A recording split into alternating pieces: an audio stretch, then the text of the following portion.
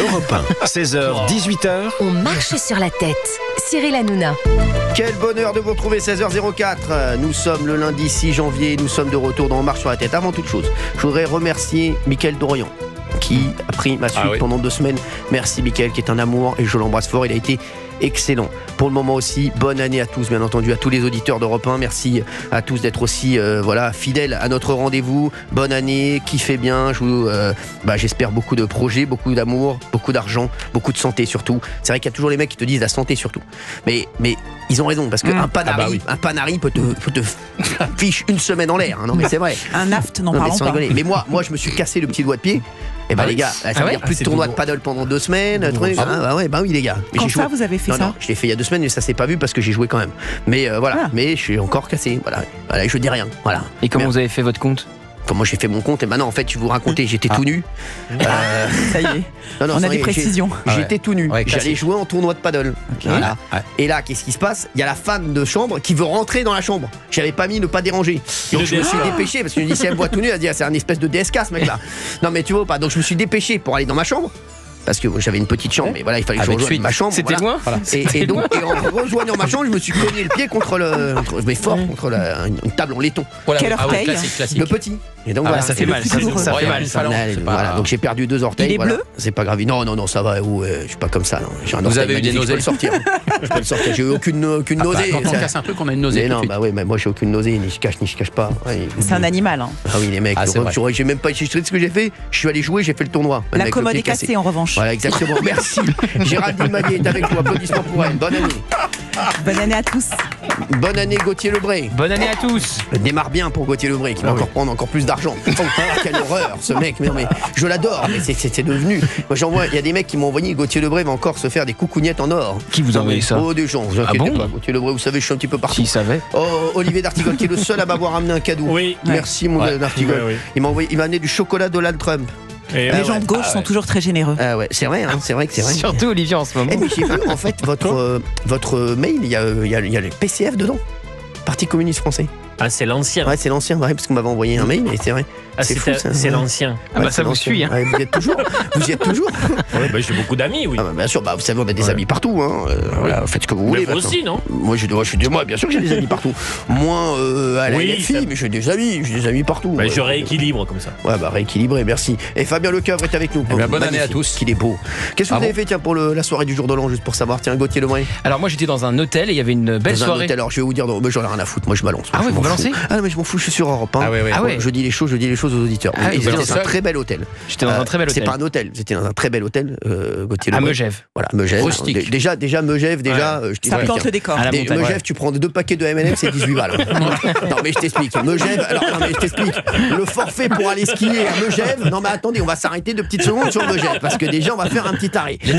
On déchausse là les mecs, c'est 3 vallées, j'explique, c'est 3 ribs qu'il te faut. Il faut donner du chocolat chaud. Non mais je veux le chocolat chaud. Non, je t'explique. Quelle erreur j'ai faite. Je vais vous dire la vérité. Je vais vous raconter Megève avant qu'on vienne sur les vœux du président. Voilà, comme ça, vous allez voir. Alors Megève, t'arrives. Déjà, t'arrives à la gare. T'as une petite soif. Enfin, vous connaissez bien visiblement. Gars, tu prends 2 bouteilles d'eau. T'es avec tes enfants. T'en prends 2 autres. Frérot, écoute-moi bien, c'est 54 balles. Allez, déjà, ça commence. Après, tu vas dans un hôtel. T'inquiète. J'ai pris l'avion. T'arrives en hélicoptère. Il a pris l'avion. Ne te justifie pas. Il a pris l'avion. Je vous le dis. Non, mais je vous le dis. Megève. Alors, il y a 3 vallées. Je t'explique. Je vous le dis, sans rigoler. C'est 3 comptes bancaires qui y passent. Non mais je te le dis, Megève, alors je t'explique, tu vas manger une pizza mon frère, tu sais pas ce qu'ils mettent dans la pizza. Non mais sans déconner, c'est la seule pizza à 35 balles. Mais sans déconner. C'est un peu ça. Mais c'est vrai, le gars, il se croit qu'il est italien, il s'appelle Giorgio, en fait il s'appelle Jean-Pierre, il vient de la première vallée. Il faut faire 3 fois ça me ferait. T'as payé Gauthier ou t'étais invité? J'étais invité. Je vous le dis, non mais Megève, alors c'est très. Vous savez que j'ai croisé des auditeurs d'Europe 1 et dont marche sur la tête dans l'hôtel dans lequel j'étais. On les embrasse.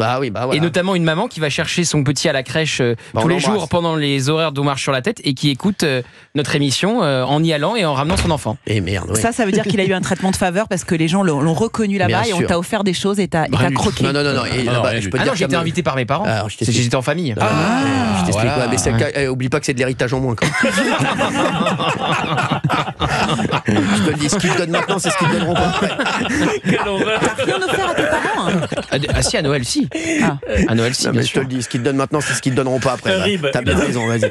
Bon, alors, pour revenir, donc Megève. Donc il y avait une soirée de 31. Ouais, bien Une sûr. super soirée de 31 avec Soirée DJ. du 31, alors je vous le dis. Oh là là, l'angoisse. Soirée du 31. Bonjour, Alors, l'angoisse. je connais à Megève, c'est du genre, il passe des anciennes chansons genre I like to move it, move it. Non, mais Pas sans seulement, rigoler. Si, à non. mon avis, il y avait Dr Alban, Sing Alléluia. Je connais. Et là, ils sont Sing Alléluia. J'adore. Aussi, c'est vrai. Tu l'as passé. Oui, c'est Mais vrai. j'adore. Aussi. Non, vous êtes à une soirée à Megève fort. C'est beau, Megève. Vous savez que j'ai failli y aller. Mais J'étais à 2 doigts d'y aller. nous sommes appelés le 1er janvier pour nous souhaiter la bonne année. Exactement. Et vous m'avez dit que vous connaissiez Megève et les fermes de Marie. Nous sommes restés au téléphone une demi-heure. C'était la Placement demi-heure, produit, quand même. la demi-heure la plus intense de Lucrative mon de séjour. de votre année. Merci. Géraldine Maillet, vous avez fait quoi, vous? Moi, j'étais en Italie. On a fait un dîner en tête-à-tête avec mon amoureux. Et après, on s'est baladé avec des feux d'artifice. C'était très beau. Oh putain. Ah ouais. Ça vous C'est angoisse? romantique, c'est romantique. Ah non, franchement. Oh là, la flemme. Flemme de quoi? D'être en tête-à-tête, des feux d'artifice? Bah, le tout, là, le dîner, là, tout ça. Moi, je Tout mange, vous moi, écoeure je mange pas le jour de l'an. Je mange pas. Ah, vous êtes en diète? Je pense partie. Bah non, En parce que c'est sèche beaucoup plus cher partout. Donc je préfère ne pas manger. Je suis à la maison avec un paquet de pépitos, ça va, c'est vite fait. Ah oui non, pas du tout. Non, Il m'avait fait un risotto Non. à la courge. À la courge, Ouais. c'est important. C'est important qu'il la sorte avant 2025. La courge, merci. Mais la courge, c'est rond, c'est pas allongé. Hein. Je sais, bah justement, oui, mais il en a 2. Merci. C'est diète, pas mal. Exactement, oui, merci. En parlant de courge. Oui, vous, d'Artigol. J'étais à New York. Non, oh la classe. Si. Ouais, c'est Alors, bien. c'était prévu, c'était un projet avec ma chérie qu'on a concrétisé après une année difficile grâce à vous. Il fallait reconsolider. Alors, Vidaïm revient dans une semaine, Oui, bien sûr. on Géraldine, l'embrasse. on est très heureux qu'elle soit là. Valérie Vidaïm, voilà. C'est un Et on va intérim. parler de vous. Ah, où Times Square. Il y a des écrans partout. Ouais. Et 2 personnes arrivent, dont un monsieur qui dit vous enverrez le bonjour à Cyril. Ah, ça fait On est plaisir. de Rouen Ah, et j'adore. on a signé la pétition. Ah, ça fait plaisir. J'ai cru à un voilà. moment donné que votre visage allait arriver sur les écrans de Times dommage. Square. Non, ça n'a pas été. Parce qu'il parlait de la pétition pour C8. Hein. Oui. Alors, on en reparlera parce que vous avez vu que le Conseil d'État a dit que c'était J'ai trop vu. tôt pour invalider la décision. Donc c'est quand même, non mais c'est un énorme foutoir. Bon, on va pas se mentir, hein, c'est Magouille et compagnie. Hein. C'est une décision politique. ça. Bah oui, ça. Donc je sais pour qu'on délocalise l'émission À Times là-bas. Square. Où ça À Times Square. Vous pouvez le faire. Non, déjà on doit aller à Pau les mecs. Donc là On il faut va y aller ou on va pas fixer Pau. Mais il faudrait se Fabien Leclerc, dépêcher parce que. vous étiez où vous étiez Moi, où je suis resté à Paris. Je suis allé à la patinoire, moi. Ah ouais. Pour le 31. Il avait des mini patins. Il avait des mini patins. Non. Non mais lui, alors il faut savoir que lui, le patinoire pour nous, les mecs, c'est un grand truc. Hein. Lui, tu lui mets, non mais sans rien, lui tu mets tu lui mets de la glace dans sa baignoire, ça lui, c'est comme s'il avait 1000 mètres carrés de patinoire. Hein. Lui, il fait des triples loots. Hein. Je t'explique, non mais. J'étais avec une copine, on était tout seuls, tous les deux, et du coup, on est allé patiner au Grand Palais. Vous savez, c'est tout Grand Palais. Depuis 4 ans, c'était supprimé. Vous Il y a êtes, des travaux. vous êtes le petit palais, vous. Non, j'étais au Le- Grand Palais. le petit et, palais. elle est géniale, la patinoire du Grand Palais. Extraordinaire. Ah ouais. Allez-y, c'est Ah, mais exceptionnel. c'est fou. En plus, non, c'est rien. J'adore, moi, je donnais des cours de patin. jambes, il a l'impression d'avoir traversé la Laponie. Mais non, quand j'étais étudiant, je donnais des cours de patin. Je patine très très bien. Ah, c'est vrai. Je fais les marches arrière, tout le côté. Des Ah, cours moi, de je fais patin. À glace. À glace. Et tu sais sauter? Des Non, pirouettes les et tout sauts, ça? non, ça je fais pas ça. Là, Fais c'est pas la ça. compète là. Fais Non, mais pas ça. je patine très bien. Je donnais Et- des cours de patin. Vous étiez là pour les 12 coups de minuit? Non, il était avec Jean-Luc Reichmann. Non, même pas. Si, non. Oui, les 12 coups, j'étais avec cette copine. Merci. Ouais, je sais. Mais Ouais, vous en parlez de Oui. cette copine. Ouais, c'est bon. Non, ils sont. Et on vous demande pas à vous ce que vous avez fait? Oui. Ouais, moi, je vous remercie. Allez, 01 80 20 39 21. 01 80 20 39 21. Vous nous appelez sur Europe 1. Tiens, d'ailleurs, on va parler de la nouvelle année. Tiens, dites-nous si vous avez des espoirs cette nouvelle année et si vous avez de l'espoir dans le nouveau gouvernement qui a été annoncé pendant qu'on n'était pas là. Hein. Alors, il y avait des noms qu'on avait. Hein. Et puis, on va en reparler ça dans un instant. Mais il y a le chef de l'État, donc Emmanuel Macron, qui est revenu, bien entendu, sur l'année. Et donc, il nous a souhaité ses vœux. Donc, merci à lui. C'était le 31 à 20h. J'y étais, moi, j'ai regardé. J'ai regardé, j'étais avec ma mère et tout. Tranquille, on a regardé. Et donc, il a dit qu'il avait regretté quand même la dissolution. Un mea culpa sur la dissolution en disant on lui avait dit, on était en Patrick Bruel, on lui avait dit, te pose pas trop de questions. Non, mais sans rigoler. que ça avait apporté plus d'instabilité qu'autre chose au pays, et force est de constater que 4 premiers ministres en un an, effectivement, ça a apporté plus d'instabilité qu'autre chose. On jugera sans doute cette dissolution encore plus sévèrement que celle de Jacques Chirac, qui avait permis à Lionel Jospin de devenir Premier ministre, parce qu'au moins il y avait une majorité claire, une majorité absolue pour le Parti socialiste, alors que là, eh bien, on le voit, c'est le grand foutoir, le grand bazar depuis quelques mois. Oui, c'est le grand bazar. C'est le grand bazar. Bah oui. Mais est-ce que c'est de sa faute? Ah bah c'est lui qui a dissous. Alors, oui, mais s'il n'avait pas dissous, on aurait trouvé ça aussi insupportable. Non, s'il n'avait pas dissous, ça aurait été moins le bordel, c'est sûr. Arrêtez les mecs. Même lui il le dit. S'il n'avait pas dissous, il n'y aurait pas eu un tel bordel. Voilà. Non, mais là, je n'ai pas compris en fait. En fait, il y avait 2 pistes pour cette dissolution. Ou bien il s'est dit, on va regagner. Bon, je pense pas. Ou bien il s'est dit, le RN va gagner. Oui. Et on va voir ce que va faire le RN. C'est ça. Donc il s'est dit, le RN va avoir une majorité absolue. Ces plans n'ont pas été exaucés et n'ont pas été bons. Donc forcément, là, il se retrouve avec un truc où c'est le bordel total. Mais l'argument derrière Géraldine, c'est de dire c'est les Français qui ont choisi et c'est les Français qui ont choisi cette assemblée non, comme elle est. Les Français. Mais il y a quand même une chose qu'il faut prendre dans l'équation, c'est ce fameux front républicain anti-rassemblement national où vous avez eu des désistements. Et le responsable. Exactement, et l'auteur, et a un peu forcé la main à Emmanuel Macron sur ces désistements. On a même appris ensuite qu'il y avait des députés qui étaient appelés directement par le chef de l'État pour dire maintiens-toi. Donc il l'a subi ce front républicain, mais c'est ça qui a aussi, c'est deux choses. D'abord la dissolution et ensuite le front républicain. Si vous n'avez pas de front républicain, vous avez une majorité absolue pour le RN et l'histoire n'est pas la même. Exactement, donc il s'est fait trahir par son propre camp. Tordre le bras par Gabriel Attal. Et d'ailleurs, le gouvernement, Cyril, puisque vous disiez, on n'était pas là au moment de sa formation, l'un des principaux enseignements de ce gouvernement, c'est que c'est un gouvernement où tous les proches de Gabriel Attal sont sortis du gouvernement. Sont sortis. Et donc... non, mais alors je vais vous expliquer un truc. Emmanuel Macron, je pense qu'il préfère, sans rigoler, je pense qu'il préfère aujourd'hui Marine Le Pen, Jean-Luc Mélenchon, n'importe qui à Gabriel Attal. Je pense que c'est celui qu'il déteste le plus. À l'attention est maximale. On est d'accord. Ah non, maximal. C'est celui qui déteste le plus. En plus, il y a eu l'affaire du Monde. Exactement. Des articles dans le Monde. On va revenir là-dessus pour nos auditeurs d'Europe 1. Vous nous appelez 01 80 20 39 21. Tiens, dites-nous ce que vous en avez pensé. Des vœux du président. Est-ce que vous pensez de 2025 ? Est-ce que vous êtes confiant pour 2025 ? Dites-nous tout ça à l'antenne d'Europe 1. Et c'est vrai que... Non, mais ça, c'est... Donc là, je te le dis, Gabriel Attal, en tout cas, le président fera tout absolument pour le torpiller pour 2027. C'est sûr et certain. Il torpillera plus Gabriel Attal que n'importe qui d'autre. Ça, c'est sûr et certain. Ouais. Mais c'est fou, parce que son allié de première heure, finalement, c'est toujours les pires en politique. C'est toujours les premiers alliés qui sont les pires, qui se retournent. En fait, il a plus de danger avec un Attal qu'avec n'importe qui au départ. Gabriel Attal n'est pas son premier allié. Gabriel Attal doit tout à Emmanuel Macron. Bien sûr. Il lui doit tout. Son premier allié, il n'est pas très reconnaissant, alors. C'est François Bayrou qui... enlève sa candidature en février. Tiens, t'as réussi à placer son nom, ça y est, au bout de 16 minutes d'émission. Mais je suis totalement d'accord avec vous, puisque Emmanuel Macron perd 2 fois en autorité. Sur le front républicain, il ne le veut pas, il le subit. Attal l'impose. Et là, pour Matignon, il était sur notre choix et il se fait retordre la main.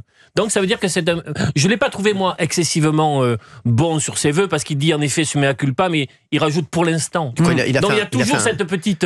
il a fait un mea culpa. Mea culpa. Il a fait un mea culpa. Oui, mea culpa. J'ai vu son mea culpa. Non, mais vraiment, je vous dis, si je peux me permettre, moi je pense qu'il y a un duo qui va émerger. Il y a un duo qui a intérêt à se mettre ensemble. On est d'accord, Gauthier Lebray. Il y a un duo qui a intérêt à se mettre ensemble pour 2027. BG. On le sait. Les BG. On est d'accord. Le duo, on le sait. BRGD. Exactement, bravo. Bruno Retailleau, Gérald Darmanin. Combien de semaines pour que le duel se transforme mais pas du tout. Pas du tout. Ça va, duel. Parce qu'ils sont très intelligents tous les deux, vous verrez que ça marchera. Moi, je vous dis, Gérald Darmanin, Bruno Retailleau, c'est le duo pour 2027. S'ils sont malins, je peux vous dire que Gérald Darmanin, il va voir tout de suite que... Édouard Philippe, bon... Donc vous enlevez Wauquiez de l'équation maintenant ? Non, j'ai jamais dit qu'on enlevait Wauquiez. Attendez, il peut avoir un duo Gérald Darmanin, Bruno Retailleau et Laurent Wauquiez qui part seul, comme Jean-Jacques Goldman. Il marche seul et il va au bout. Mais le côté bicéphale, qui c'est qui va sortir entre Bruno et Gérald ? Je pense qu'ils vont se mettre d'accord, mais ça sera... Je pense qu'ils vont voir. En tout cas, dans le gouvernement... Qui existe à part Bruno Retailleau et Gérald Darmanin de manière aussi forte. Personne. Gérald Darmanin, il a profité de la semaine de Noël où tous ses petits copains du gouvernement à peine nommés étaient déjà en vacances. C'est le seul qui est allé sur le terrain, c'est le seul qui a fait des propositions, qui a fait un 20h, qui a fait de la presse écrite. Donc on voit que dans la forme, Gérald Darmanin, il sait faire de la bonne politique. Là, je ne parle évidemment que de la forme et de la communication. Et donc, on va avoir ces deux hommes qui vont être alignés, qui idéologiquement se rassemblent sur l'essentiel. Et je pense qu'il y a un deuxième duo, il y a une deuxième lame. C'est Bruno Retailleau, Sébastien Lecornu. Exactement. Si vous regardez, ils viennent de signer une tribune ensemble avec Manuel Valls sur l'immigration et le droit du sol à Mayotte, parce qu'ils sont pour remettre en question le droit du sol. Bruno Retailleau militait, on le sait, pour que Sébastien Lecornu devienne Premier ministre et que lui, il récupère le titre de ministre d'État. Il a réussi pour le titre de ministre d'État. Donc, et il y aura aussi, information que je peux vous donner aujourd'hui, il y aura un déplacement commun avant la fin du mois de janvier entre Sébastien Lecornu et Bruno Retailleau. Avec une équation. 01 80 20 39 21, on est en direct, on est sur Europe 1. C'est On marche sur la tête, c'est Cyril Hanouna avec toute l'équipe, bien entendu. Vous nous appelez, vous nous dites ce que vous avez pensé des vœux d'Emmanuel Macron, comment vous sentez cette année 2025. Alors, il a dit aussi juste qu'il allait faire beaucoup de référendums, Emmanuel Macron. Moi, il n'a pas prononcé le mot. Oui, je sais, il n'a pas prononcé le mot. Il a dit, oui, mais on a compris, il a dit, je vais demander l'avis des Français. Alors moi, si je peux me permettre, sur l'avis des Français, moi, je pense que l'avis des Français, on leur demande à chaque fois leur avis des Français. Mais à un moment, les Français, je dis ce que je pense, quand ils votent pour un mec, ils disent, bon, il va pas nous demander à chaque fois ce qu'on aurait fait à sa place. Donc à un moment, ils veulent aussi que le mec prenne des décisions. Excusez-moi de vous dire ça. Voilà, je le dis. Mais François Bayrou, il va falloir qu'il prenne des décisions aussi. Voilà, c'est sûr. Il faut avancer là.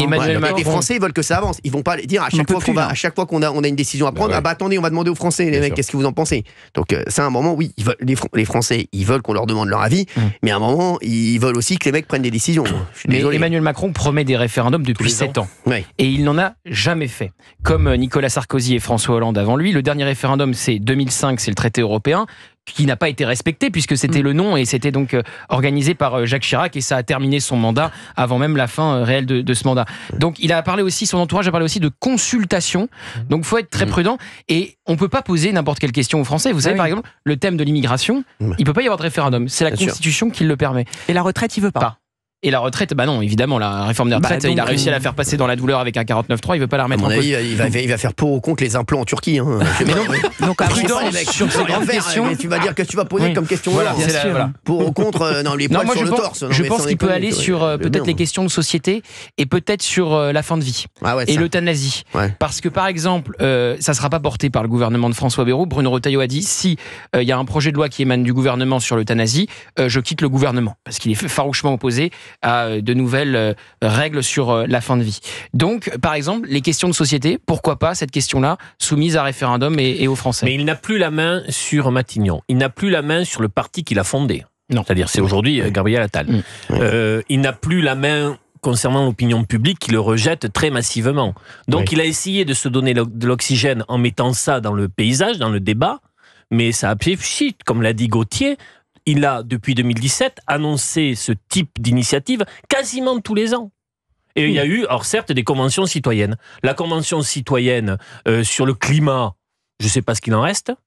Les cahiers de doléances, après le mouvement des Gilets jaunes, ça dort dans les tiroirs, dans les archives des préfectures. Et la convention citoyenne sur la fin de vie, aujourd'hui, tout est à l'arrêt. C'est vrai. Après un référendum, ça se transformera forcément en un pour ou contre Macron. Donc en fait, c'est catastrophique. C'est ce qui s'est toujours passé quasiment. Absolument. Il y a quelques exceptions, François Mitterrand et Maastricht. Mais enfin, pour le général de Gaulle, pour Jacques Chirac, ça s'était transformé en plébiscite contre eux. Donc c'est une grande possibilité pour Emmanuel Macron. Un grand risque. Maastricht. Dites Maastricht. Maastricht, non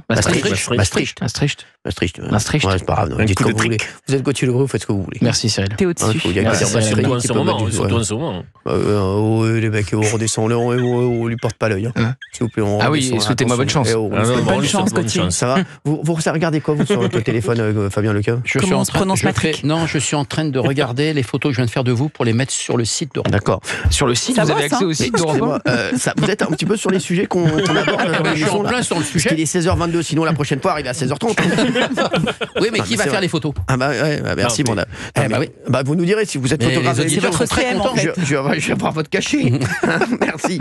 Non, mais il lui fait des photos. Le mec, il fait des photos. Mais votre image est libre de droit? Non. Vous laissez vous prendre en photo comme ça? L'info qu'il a donnée, quand même, qui est un énorme mensonge, c'est pour les publier sur le site d'Europe 1. Non, c'est pour les publier sur son compte Twitter. T'as pas accès au site d'Europe 1. Oui, mais après Europe 1 repartage ce que j'ai mis moi sur Twitter. Ah oui, mais sur Twitter, t'as pas accès au site d'Europe 1. Mais personne n'a accès. Il va se foutre de... J'ai fait un raccourci. Oui, t'as fait trop chétard encore longtemps. Bon, les chéris. Donc, vous nous appelez 01 80 20 39 21. On est sur Europe 1. On est bien. Emmanuel Macron, est-ce que vous avez vu? Je veux qu'on parle de ça là dans un instant. On va parler de ça. On va parler bien sûr du gouvernement en 2 secondes. Le gouvernement Bayrou. On dit la vérité, Gauthier Lebrun. Qu'est-ce que vous pensez du gouvernement Bayrou? Vous voulez que je rende hommage à Olivier d'Artigol? Oui. Je peux le faire, vous savez, avec Olivier. Oui. Noël étant passé, le nouvel an, les choses se sont totalement aplanies. Il ne tweet plus tous les jours contre moi. Oui, c'est vrai. Alors. Donc je suis heureux de cette nouvelle relation. La fièvre est retombée. Non, mais Olivier avait raison, à la fois sur François Bayrou et sur Retailleau qui resterait au gouvernement. Là où il y a quand même une petite équation supplémentaire, c'est Laurent Wauquiez qui menace de retirer son soutien au gouvernement Bayrou à tout moment avec ses députés. Et là où il y a une donnée intéressante par rapport à Michel Barnier, c'est que les sénateurs LR sont divisés entre leur affection à Bruno Retailleau qui est resté dans ce gouvernement et leur détestation de François Bayrou. Donc il y a quelque chose qui est plus précaire avec les Républicains. Évidemment qu'ils vont pas censurer François Bayrou, mais voilà, c'est pas aussi simple qu'avec Michel Barnier qui était un des leurs. Exact, et en tout cas, le Premier ministre semble avoir eu...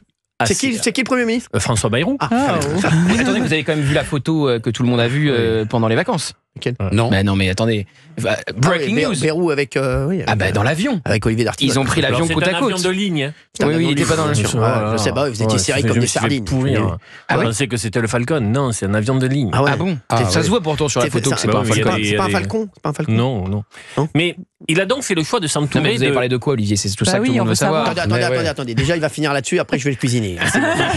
Merci. Je t'en prie. Il a fait le choix de prendre des poids lourds politiques, ce qui n'était pas le cas, ce qui n'était pas le cas d'un gouvernement Barnier. Et ce sont des petits détails, mais il compte. Il laisse par exemple toute liberté aux deux ministres régaliens de la chaîne pénale, c'est-à-dire Retailleau et Darmanin. Matignon ne demande plus à relire les interviews, par exemple. C'était ô combien infantilisant pour les autres. Matignon dit, vous avez carte blanche, allez-y. On est d'accord sur la feuille de route, travaillez, prenez des initiatives, soyez dans les débats. Donc, il s'est entouré de personnalités qui ont quand même du relief politique, qui représente quelque chose dans l'opinion publique, ce que n'avait pas Michel Barnier. Merci, c'est pas mal. Alors 01 80 20 39 21, vous nous appelez sur Europe 1. On va parler aussi d'Emmanuel Macron qui accuse Elon Musk de soutenir une nouvelle internationale réactionnaire et de s'immiscer dans la vie politique européenne. On va en parler dans un instant, ça tout de suite sur Europe 1. Europe 1, 16h, 18h. On marche sur la tête. Cyril Hanouna. On marche sur la tête sur Europe 1, 16h32, on est de retour avec toute l'équipe. Alors il y a tout le monde, il y a Fabien Lecoeuvre, il y a D'Artigol, il y a Gauthier Lebré, il y a Géraldine Maillet. On est bien, on est très heureux d'être avec vous, on est ensemble jusqu'à 18h bien entendu. Vous nous appelez 01 80 20 39 21. Vous nous dites ce que vous pensez de 2025. Vous nous dites ce que vous pensez des vœux d'Emmanuel Macron, le gouvernement. Est-ce que vous pensez qu'on va on va s'en sortir ou pas du tout? Vous nous dites tout ça bien entendu, vous nous dites votre sentiment et vous nous dites si tout ça vous touche ou pas, ou si comme la plupart d'entre nous, ça vous en touche une sans faire bouger l'autre. 01 80 20 39 21, mais c'est important de le dire. Phrase chiracienne. Exactement, phrase chiracienne. Alors bon, François Bayrou, donc il a fait son gouvernement. On a l'impression qu'il a pris ses marques, mais est-ce qu'il va les prendre longtemps ou pas? Il a démarré difficilement. Ouais, c'est vrai. La première semaine était un peu difficile. Un peu diesel. Qu'est-ce que j'ai pas pris quand j'ai dit ça? C'est vrai. D'aucuns, quand on dit d'aucuns, c'est pour pas donner les noms. Bien sûr, ayant même annoncé que ça finirait en Liz Truss. Un député PS, dans les colonnes de l'Opinion. Exact, disait Liz Truss, il faut s'en souvenir, c'était 50 jours, 30 une quarantaine, je crois. Oui. Donc, il a passé la rampe de cette première difficulté, mais il a toujours cet Himalaya de difficultés devant lui. Un projet de loi pour la nation, le PLFSS, la crise agricole qui n'est pas réglée, Mayotte. Donc il y a quand même beaucoup de difficultés. Pour autant, le Béarnais peut faire preuve d'habilité et d'agilité dans la tourmente politique. Parce que, vous voyez, il est un peu surpris. Il n'a pas de conseiller com autour de lui. C'est une équipe assez resserrée. Je vais vous dire, les conseillers. Et il fait un peu la politique à l'ancienne. Emmanuel Macron, il a beaucoup de conseillers. Trop de conseillers tuent. Tu les conseilles. Moi, je vais vous dire, je pense qu'il ferait mieux de se faire confiance à lui-même, de faire confiance à des gugus qui lui disent de faire tout et n'importe quoi. Parce que pour moi, il est entouré de gugus. Excusez-moi de vous dire ça. Je pense qu'il est entouré vraiment de guignols. En tout cas, il n'est pas bien conseillé en ce moment, ça c'est sûr. Depuis longtemps maintenant. La question. Moi, si j'étais Emmanuel Macron, là, mais c'est ça que je comprends pas. Mais avec Géraldine Maillet me connaît un peu, moi, avec toutes les mauvaises décisions qu'ils m'ont fait prendre, mais j'aurais viré tout le monde depuis bien longtemps, je peux vous dire. Ah non, mais ne serait-ce que par ego. Mais oui, mais j'aurais dit les mecs. Il y a eu un renouvellement. Non, il y a toujours les mêmes. Arrêtez, on sait de qui on parle. Arrêtez. Il y a toujours les mêmes. Il y en a un qui est là depuis le début. Oui, il y en a beaucoup. Non, mais pour Il y en a- prendre le pouls de la société. Je crois qu'il en reste 2 qui sont là depuis 7 ans. Il en reste 2. Alexis Kohler Et Bruno Roger Petit. Exact. C'est Même les le deux qui conseiller sport qui était le dernier est parti après les JO. Il est parti, je crois, il est prof de PS là maintenant. Là. Enfin, force est de constater qu'effectivement, moi j'étais très critique envers Bayrou avant les vacances. Oui, tout le monde. Et je dois dire, Non mais ça, tu dois dire que c'est pas mal. Et je dois dire que le binôme Darmanin-Retailleau, franchement, c'est un gros coup. On peut dire ce qu'on veut, on peut tergiverser, on peut se boucher le nez. Il y a 2 choses. C'est un très gros coup. Il a fait un gros coup et il a pris 2 présidentiables avec lui dans le gouvernement. Bien sûr. C'est pas mal. Non, je connais bien Bruno Roger Petit, il est sympa. Je me rappelle, vous savez qu'il était. C'est le premier mec qui a écrit un bon article sur moi, Bruno Roger Petit. C'est vrai. Ouais, je me rappelle, il était. Et il est vraiment sympa. Il était même chroniqueur dans TPMP, au tout début, il y a très longtemps. Ouais, très sympa. Il était chroniqueur dans le... Absolument. J'aime bien. Il est toujours là-bas. Toujours là-bas. C'est fou ça. Depuis 7 ans. C'est cool. Conseiller mémoire. Mais il lui conseille quoi? Il est hyper Conseiller sympa. mémoire. Il fait tous les discours du président de la République quand il s'agit de commémorer tel ou tel événement. Oui, donc il n'est pas stratégique. Non, Si, lui non. si, C'est plus Colère qui est stratégique. La dissolution a été prêtée à Bruno Roger Petit et c'était un militant de la dissolution. Ok. Voilà. Donc il est quand même très politique aussi. Il est très proche du président de la République. Voilà. En tout cas, écoutez, en tout cas, c'était un chroniqueur de TPMP, donc je l'aime bien. Et sur François Bayrou, moi qui ai été assez sévère avec sa première semaine, je dois reconnaître qu'il y a 2 choses. Évidemment, ce que vous avez dit, la composition du gouvernement avec des poids lourds comme Gérald Darmanin et d'avoir réussi à garder Bruno Retailleau. Il y a autre chose. Pour le coup, on sait comme Mayotte avait la polémique autour de Mayotte avait considérablement compliqué ses premiers jours. Il a fait un déplacement réussi à Mayotte. Il a annoncé toute une série de mesures. Même Marine Le Pen a dit que ce plan allait dans le bon sens. Elle durcit le ton. Là. Ouais, elle durcit un peu le ton. Elle y est maintenant à Mayotte. Et puis il n'a pas été reçu du tout de la même manière qu'Emmanuel Macron. Celle qui a fait un déplacement très compliqué à Mayotte, c'est Elisabeth Borne, qui était aux côtés de François Bayrou.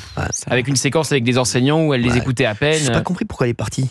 Cette séquence, ça s'appelle le sens politique. Vous voyez, Gérald Darmanin, il part pas à ce moment-là. J'ai pas compris en fait ce bail. Bruno Retailleau, il part pas à ce moment-là. C'est le sens politique. Vous l'avez ou vous l'avez pas. C'est fou ça, elle s'est barrée. Direct, le mec lui parle tranquille, elle s'en va. J'ai pas compris. Après, c'est normal que Marine Le Pen se tende parce que Darmanin-Retailleau, c'est vraiment un caillou dans la chaussure. Oui, mais l'opinion publique aime bien ce duo. Mais bien sûr. Alors c'est pour ça que c'est très Marine astucieux. Le Pen peut durcir le ton vis-à-vis d'eux si l'opinion publique trouve que ça va dans la bonne direction. Elle est dans une difficulté là. Je pose une question à D'Artigol à 16h37 en direct sur Europe 1. Bonjour Olivier D'Artigol, bonjour. Bonjour Cyril. Non, et François Bayrou, imaginons, je l'ai déjà dit ça, imaginons, ça se passe plutôt pas mal pour François Bayrou. Et dans un an, on sait jamais, miracle, il est encore là. Est-ce qu'il va pas se dire, je vais y aller moi en 2027 Il se le dit déjà. Ah oui, non, mais ça il s'est dit ça toute sa vie politique. Non, mais c'est vrai, quand il était. C'est vrai, les mecs, à un moment, il peut peut-être se dire, je vais y aller. C'est un destin. Mais il paraît-il que même Michel Barnier y pense encore. Il y avait un grand papier dans le Figaro pour dire qu'il avait des ambitions présidentielles. Il a fait 3 mois comme Premier ministre. Oui, bon, il a pris de la notoriété. Il a pris de la notoriété, mais est-ce que vous voyez un espace pour Michel Barnier? Non, mais je vois pas d'espace. Alors là, les mecs, là, de toute façon, je vais vous dire, il y a trop de monde. Il y a trop de monde. Le problème, c'est sur la bande passante LR, il y a 2 profils aujourd'hui. Retailleau est évoqué. Il faut voir comment ça se règle à le prochain congrès LR, comment il se distribue tout ça, le casting. Ça va être mais sur la bande passante du macronisme aujourd'hui, mais non, il y a foule. Non, mais non. Il y a Édouard Philippe, il y a Bayrou, il peut y avoir Darmanin. Bayrou est rajouté. Non, pour la présidentielle. Non, mais Darmanin, il est plus sur cette bande passante pour moi. Il sera en soutien. Gérald Darmanin, il va basculer à droite, bien à droite. Non, mais il sera en soutien. Et celui qui aura le soutien de Gérald Darmanin, ça sera considérable. Ça sera considérable. Mais je pense, je pense qu'il ne donnera pas son soutien ni à Édouard Philippe, ni à Gabriel Attal, finalement. Gabriel Attal, c'est sûr que non. Gabriel Attal, c'est sûr que non. Et Édouard Philippe, je pense qu'il va le lâcher. Mais pour vous, Gérald Darmanin n'a pas la carrure du leadership. Donc je pense qu'il peut y aller. D'un numéro 1. Moi, je pense que là, il se dit, je peux y aller, moi. Gérald Darmanin, il a fait un gros coup en étant ministre de la Justice, mais il faut qu'il arrive à faire un ticket. Elle va voir comment il peut s'attendre avec Retailleau, avec Bocquet. La grande question, c'est que s'il n'y a pas union LR, Marine Le Pen, Jean-Luc Mélenchon, ça peut être un second tour. Tel que le donne. Marine Le Pen, Mélenchon. Et là, c'est Marine LePen qui gagne. Sauf cas où elle est condamnée, elle est inéligible. Jordan Dans ce cas-là, c'est Jordan Bardella. Jean-luc Mélenchon. Je pense que alors là, bien malin celui qui peut prédire la suite. Parce que Marine Le Pen, Jean-Luc Mélenchon, je pense que c'est assez clair que Marine Le Pen l'emporte à l'heure où on se parle. Jordan Bardella, Jean-Luc Mélenchon. Non, il l'emporte, Jordan.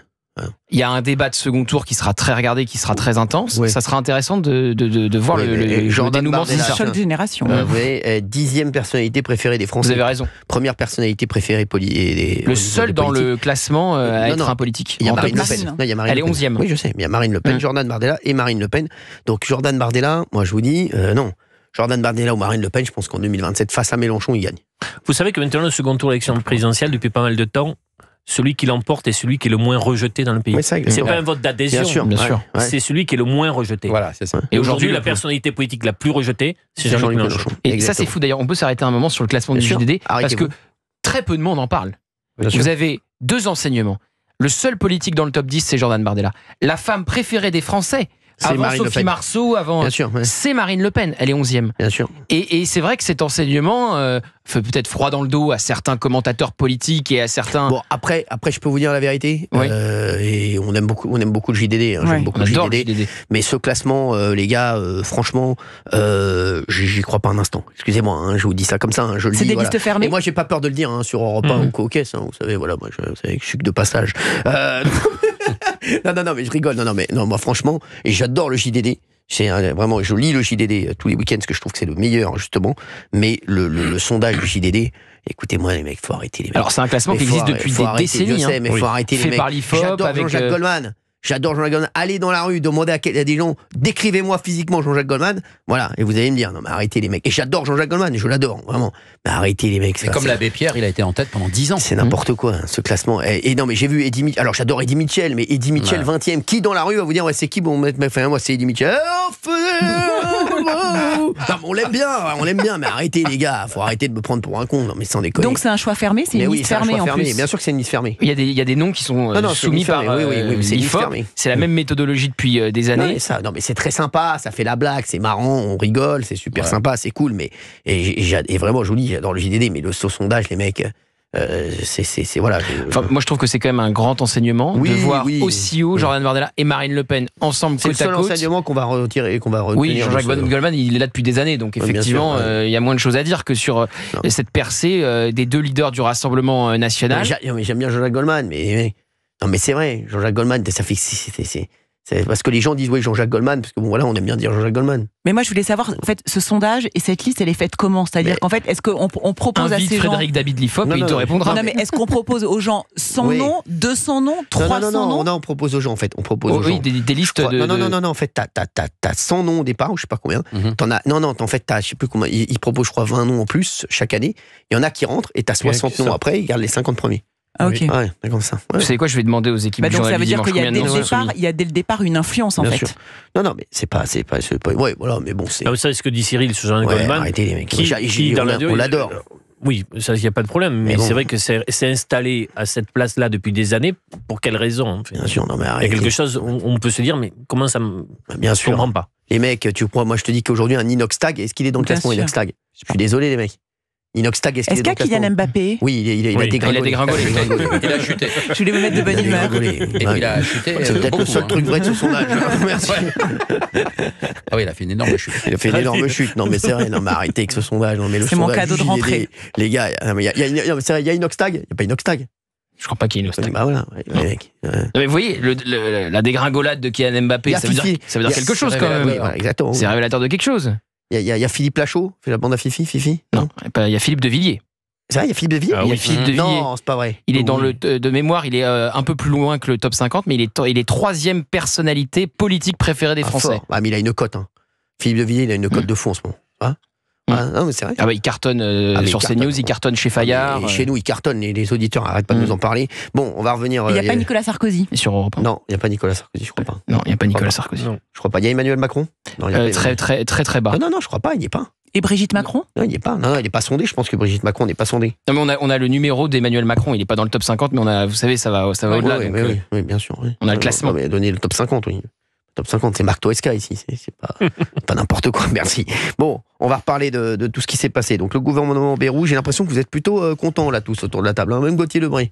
Ce duo Darmanin-Retailleau, évidemment, porteur d'espoir et d'espérance pour les Français, parce que il me semble que le grand atout des deux hommes, c'est qu'ils sont majoritaires dans l'opinion publique. Exactement. C'est-à-dire qu'ils peuvent prendre n'importe quelle personnalité du gouvernement qui voudrait leur tirer dans les pattes. Oui, d'accord, mais il y a 70% des Français qui sont d'accord avec moi. Et d'ailleurs, premier couac, Elisabeth Borne est contre la remise en cause du droit du sol à Mayotte. Je rappelle qu'à Mayotte, plus de la moitié de la population est étrangère, avec les Comores. Et beaucoup de femmes viennent des Comores accoucher en France, donc à Mayotte, pour que leur enfant soit français. Donc c'est pourquoi le droit du sol pourrait être mis en cause, et ça pourrait être une solution, et c'est proposé par Bruno Retailleau, par Gérald Darmanin, par Sébastien Lecornu et par Manuel Valls. Et vous avez Elisabeth Borne qui fait un début au ministère de l'Éducation, j'ose le dire, catastrophique, et qui donc a fait un premier couac en disant qu'elle était contre la remise en cause du droit du sol à Mayotte. Vous faites un sondage, combien de pourcents de Français sont favorables non seulement à la remise en cause du droit du sol à Mayotte, mais dans toute la France, dans tout le territoire. Donc c'est pourquoi ils sont, à mon avis, ils ont le vent dans le dos, c'est parce qu'ils ont les Français avec eux majoritairement sur les idées. Après, évidemment, l'enjeu pour eux, c'est d'être au-delà de la com, de faire des actes forts. De pas être censuré aussi. Ah bah oui, plus, censure, la menace encore des socialistes et tout ça, c'est insupportable. Il faut agir. Vous muez, vous. Ouais. En 2025. J'ai la barbe qui pousse. C'est bien ça. Allez, on va prendre des auditeurs en ligne sur Europe 1. On a Christophe qui est avec nous, Christophe de Bourgogne. Bonjour Christophe. Ah bonjour, bonjour à l'équipe surtout. Bonjour. Merci Christophe d'être avec nous sur Europe 1. Bonne année à vous. Ah, meilleurs vœux, c'est très gentil. Bah, dans mon cas, ça me touche. Je suis gravement malade, donc ça me touche particulièrement. Bon bah écoutez, il faut garder le moral, Christophe. Je prends vos vœux avec plaisir. Et ben on garde le moral, Christophe. C'est très important. Par contre, faut pas regarder la télé. Hein. Ah ouais, ça c'est sûr. Faut pas regarder la télé. Exactement. Je suis d'accord avec vous. Bon, après, il faut nous regarder ce soir. Oui, il faut quand même regarder un peu la télé. Il faut nous regarder ce soir. On va rigoler ce soir. Ce soir, on va rigoler. Ah ouais, non. On va rigoler. Christophe, dites-nous tout. Vous vouliez parler d'Emmanuel Macron. Je vous dis tout. Il n'y a pas une petite faute de casting là. Vous évoquez, mais en fait, la grave erreur de casting, c'est la paire. Elle est magnifique. Darmanin-Retailleau, c'est une magnifique paire qui peut bouger d'ailleurs sans gêner l'autre, ou qui peut bouger d'ailleurs toute seule d'un côté ou les deux ensemble. Mais la vraie erreur de casting, c'est quand même le roi tout en haut et puis son premier ministre, quoi. C'est ça l'erreur de casting en fait. Alors mais si on avait effectivement, par exemple, vous imaginez un peu un pays un peu différent, avec pourquoi pas De Villiers tout en haut, qui a la carrure, qui a la stature et qui a les bonnes idées en plus, qui gâte rien. Et puis effectivement avec une paire Retailleau, et puis on met un peu de Bardella là-dedans, putain, là on est au paradis quoi. On est au paradis. Il est énorme Christophe. Non mais alors Christophe, j'ai l'impression qu'ils ont un peu les mains plutôt libres, Darmanin et Retailleau. Ils ont plutôt les mains libres. Après le problème qu'il y a, même s'ils ont les mains libres, ils peuvent pas faire ce qu'ils veulent parce qu'avec l'Assemblée actuelle, forcément c'est compliqué. Leur marge de manœuvre, elle est pas non plus énorme. Système, le système, voilà. Là le problème c'est que de toute façon on voit déjà les socialistes qui commencent à gueuler. T'as la LFI. C'est intéressant les socialistes. La LFI gueule toujours, donc on sait jamais quand ils gueulent vraiment. Ils sont sur dès le 16. Ils gueulent tout le monde, ils gueulent toujours. Donc tu vas leur dire, donc c'est leur, donc on sait plus pourquoi ils gueulent, on sait même plus. Donc voilà, donc le problème c'est ça. Les LR, c'est un peu divisé parce que on se dit aujourd'hui il y a Bruno Retailleau qui est dans le gouvernement, mais il y a un risque quand même de censure. Gauthier Lebray, on est d'accord. Donc voilà, donc c'est complètement dès le 16 janvier. La marge de manœuvre, et puis il y a Marine Le Pen qui attend de voir. Mais si Bruno Retailleau et Gérald Darmanin prennent trop de place, à un moment, elle va dire stop. C'est l'arbitre des élégances, Marine Le Pen. Voilà. La France Insoumise va déposer une motion de censure dès le discours de politique générale, donc qui est le 14 janvier. 48 heures pour que ça soit soumis aux voix, donc ça nous emmène vers le 16. Deux questions. Il n'y a pas grand doute sur la France Insoumise et les écologistes. Donc les deux questions, c'est le PS et le RN. Le PS, on voit ce que fait Éric Lombard, le nouveau ministre de l'économie et des finances, qui est un proche d'Olivier Faure, patron du Parti Socialiste. Je rappelle quand même qu'Olivier Faure militait pour qu'Éric Lombard se retrouve à Matignon et maintenant il veut le censurer. Et donc il essaye de dire, Éric Lombard, de draguer un peu les socialistes en disant on va arrêter avec l'optimisation fiscale, on va faire payer les riches. Bon. Et puis vous avez Marine Le Pen qui à tout moment peut baisser le pouce pour différentes raisons. Et donc évidemment... Parce que elle avait le pouce en haut. Là, pour le moment, elle a le pouce plutôt vers le haut. Après, elle fait du stop. Quand elle le mettra vers le bas... Mais du coup, Gauthier, à t'entendre, pour des raisons juste, alors à ce moment-là, complètement fallacieuses et opportunistes et politiques. C'est-à-dire qu'en fait, ils s'en foutent complètement du destin de la France. Parce qu'à partir du moment où Retailleau et Darmanin font des choses bien pour la justice et pour l'immigration et pour la sécurité, et que ça va complètement dans le sens de ce que veulent les Français et ce qu'ils annoncent depuis toujours, ils vont donner des gages et ils vont censurer. Attends le budget, attends de voir le budget. Mais Marine Le Pen est aussi face à un électorat, un cœur d'électorat la concernant, qui veut très massivement la censure. Donc, elle se retrouve là dans une difficulté. C'est-à-dire que ceux qui soutiendront le gouvernement Bayrou n'apparaîtront plus comme des forces d'opposition, d'alternative. Oui, donc, mais il y a aussi chez elle des gens qui cherchaient la stabilité. Oui, mais elle a cette difficulté. Après, ce qu'il faut suivre de près, c'est savoir si le gouvernement Bayrou, notamment le nouveau ministre des Finances, qui est assez habile, va réussir à obtenir, en fait, Gauthier, une abstention du PS au moment d'un vote de censure qui permettrait de faire passer, quand bien même le RN voterait cette censure avec la France insoumise. Donc, risqué, hein. Risqué. Et avec deux choses, la fiscalité et un nouveau pas sur la réforme des retraites. Mais je ne vois pas lequel. Non. Je vois pas lequel. Non, la réforme des retraites, la nouvelle porte-parole du gouvernement a dit ce week-end dans les colonnes du Parisien que ça serait impossible de la suspendre. Vous imaginez, on cherche... Attendez, le but c'est quand même de faire des économies. Donc, évidemment... Christophe, vous voulez rajouter quelque chose ? Oui, je suis là. Christophe, donc voilà, ils sont assez d'accord avec vous. Après, le truc, c'est que là, c'est vrai que la marge de manœuvre, elle est un peu étroite, on a envie de dire. Hein. C'est vrai que c'est compliqué. Ah oui, mais d'accord, mais à force de dire toujours ça, c'est sûr, mais il faut aller encore plus loin. Et puis, elle doit corréler autour d'elle d'autres personnalités. Tout ça doit grandir. Mais là, on n'en peut plus, quoi. En fait, c'est pas possible. Chaque jour, ça va pas, quoi. Ça ne va, il n'y a rien qui va, quoi. Ça ne va pas. Franchement, Cyril, non, mais je vais vous dire la vérité, Christophe. Aujourd'hui, on parle du gouvernement, par exemple, mais pour les Français, il n'y a rien qui a changé. Vraiment, ça n'a pas changé. Leur quotidien n'a pas changé d'un iota. On est d'accord. Bah oui. C'est difficile. Bah oui. C'est très difficile. C'est ce que je dis. Les Français, ils en ont rien à foutre de savoir qui est le Premier ministre, qui est le ministre des Finances, qui est le ministre. Et on le voit avec les agriculteurs qui remontent au créneau en ce moment. Les agriculteurs, on voit bien que voilà, ça rien. Aujourd'hui, il y a une urgence. Donc il y a une urgence pour tous les Français. Bah oui. Donc voilà. Et Mayotte. Bah bien sûr. Vous ne croyez pas que je sais pas, c'est juste un leurre, en fait, en quelque sorte. Moi, je ne sais pas, je n'y étais pas. On nous annonce un cyclone épouvantable. Se sont envolés effectivement énormément de cabanes en tôle, enfin des bouts de tôle d'ailleurs, puisqu'il y a même une petite loi qui est passée vite fait sur l'île, on peut plus acheter de tôle. Enfin, c'est réglementé, il faut montrer sa carte d'identité pour pouvoir acheter un bout de tôle pour reconstruire une cabane. D'ailleurs, j'ai vu ça a été assez vite.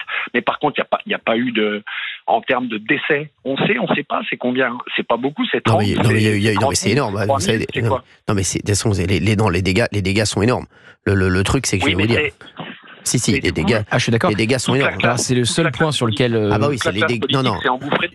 Bah oui, mais ils ont bien. Christophe, moi je suis pas d'accord avec vous. Moi, je trouve qu'au contraire, je trouve qu'ils ont été très très lents sur Mayotte. Je trouve que je trouve que ça a été très très lent pour réagir sur Mayotte. C'est un département français qui a été rasé. Moi aussi, je vous dis. Mais vous vous rendez compte si ça avait été la même chose sur un département de la métropole? Mais il y en a un qui est allé tout de suite. C'est Bruno Retailleau. Et puis Emmanuel Macron est quand même arrivé très rapidement sur place. Mais c'est normal. Mais les mecs, c'est normal. Vous vous rendez compte de ce qui s'est passé? Le déplacement de François Bayrou, qui a pris quelques jours, il y va pas avec n'importe qui, il y va avec deux anciens premiers ministres, Manuel Valls et Elisabeth Borne. Et très bien. Le seul sujet, me semble-t-il, où il prend un risque, François Bayrou, c'est le bilan humain. Il s'est énormément engagé sur un bilan humain faible, contrairement à ce que disait le préfet. Vous savez qu'il y a des journalistes qui sont sur place et qui ont découvert des cimetières sauvages avec des tombes en bord de route. Donc là, il prend un risque, parce que si le bilan humain, s'il a raison, très bien, mais si le bilan humain, ça a l'air beaucoup plus lourd que quelques dizaines comme il le laisse entendre, et la députée de Mayotte, Estelle Youssoufa, l'a critiqué là-dessus, évidemment, il devra s'expliquer de ses propos. Bien sûr. Merci Christophe d'avoir été... un peu de manipulation. Merci. Merci Christophe d'avoir été avec nous sur Europe 1. Vite fait. Merci Cyril. Oui Christophe, allez-y. Toute l'équipe, je vous invite en Bourgogne, à Vougeot, au pied du Clos Vougeot. Vous êtes invités, toute l'équipe, dans mon caveau. Merci, même d'Artigol, même Olivier d'Artigol. Vous allez à Bayonne et vous venez à Vougeot. Merci Christophe, je vous fais des gros bisous. Merci Christophe d'avoir été avec nous. Merci. Même vous, vous êtes invité. Même vous êtes invité. Commence bien l'année. Vraiment, il n'avait pas un ami. Il est arrivé ici, il n'avait pas un ami. Boire un verre avec Olivier d'Artigol, ça s'avère très sympathique. Mais je sais, je sais. Il est beurré au bout de C'est faire de la radio avec lui. Non, il est beurré tous les soirs. Non, mais je rigole. C'est vrai. Non. Je rappelle que l'abus d'alcool est dangereux pour la santé. À modération. Regardez. Ça m'énerve le mois sans alcool. Ça m'énerve. Ça fait du bien. Oh non. Bien sûr que si. Vous devriez essayer le mois sans conneries aussi. Vous allez voir, ça va être beaucoup plus dur pour vous. Merci, oui, Gérald. Non, mais vous n'êtes pas écœuré, vous, de tout le temps. Je suis un bonbon. Un bonbon, adorable. Une crème. Non, mais je trouve que ces censures permanentes comme ça, cette sorte de menace comme ça, d'irresponsabilité, on veut tout faire pour les Français, à chaque fois, je veux censurer.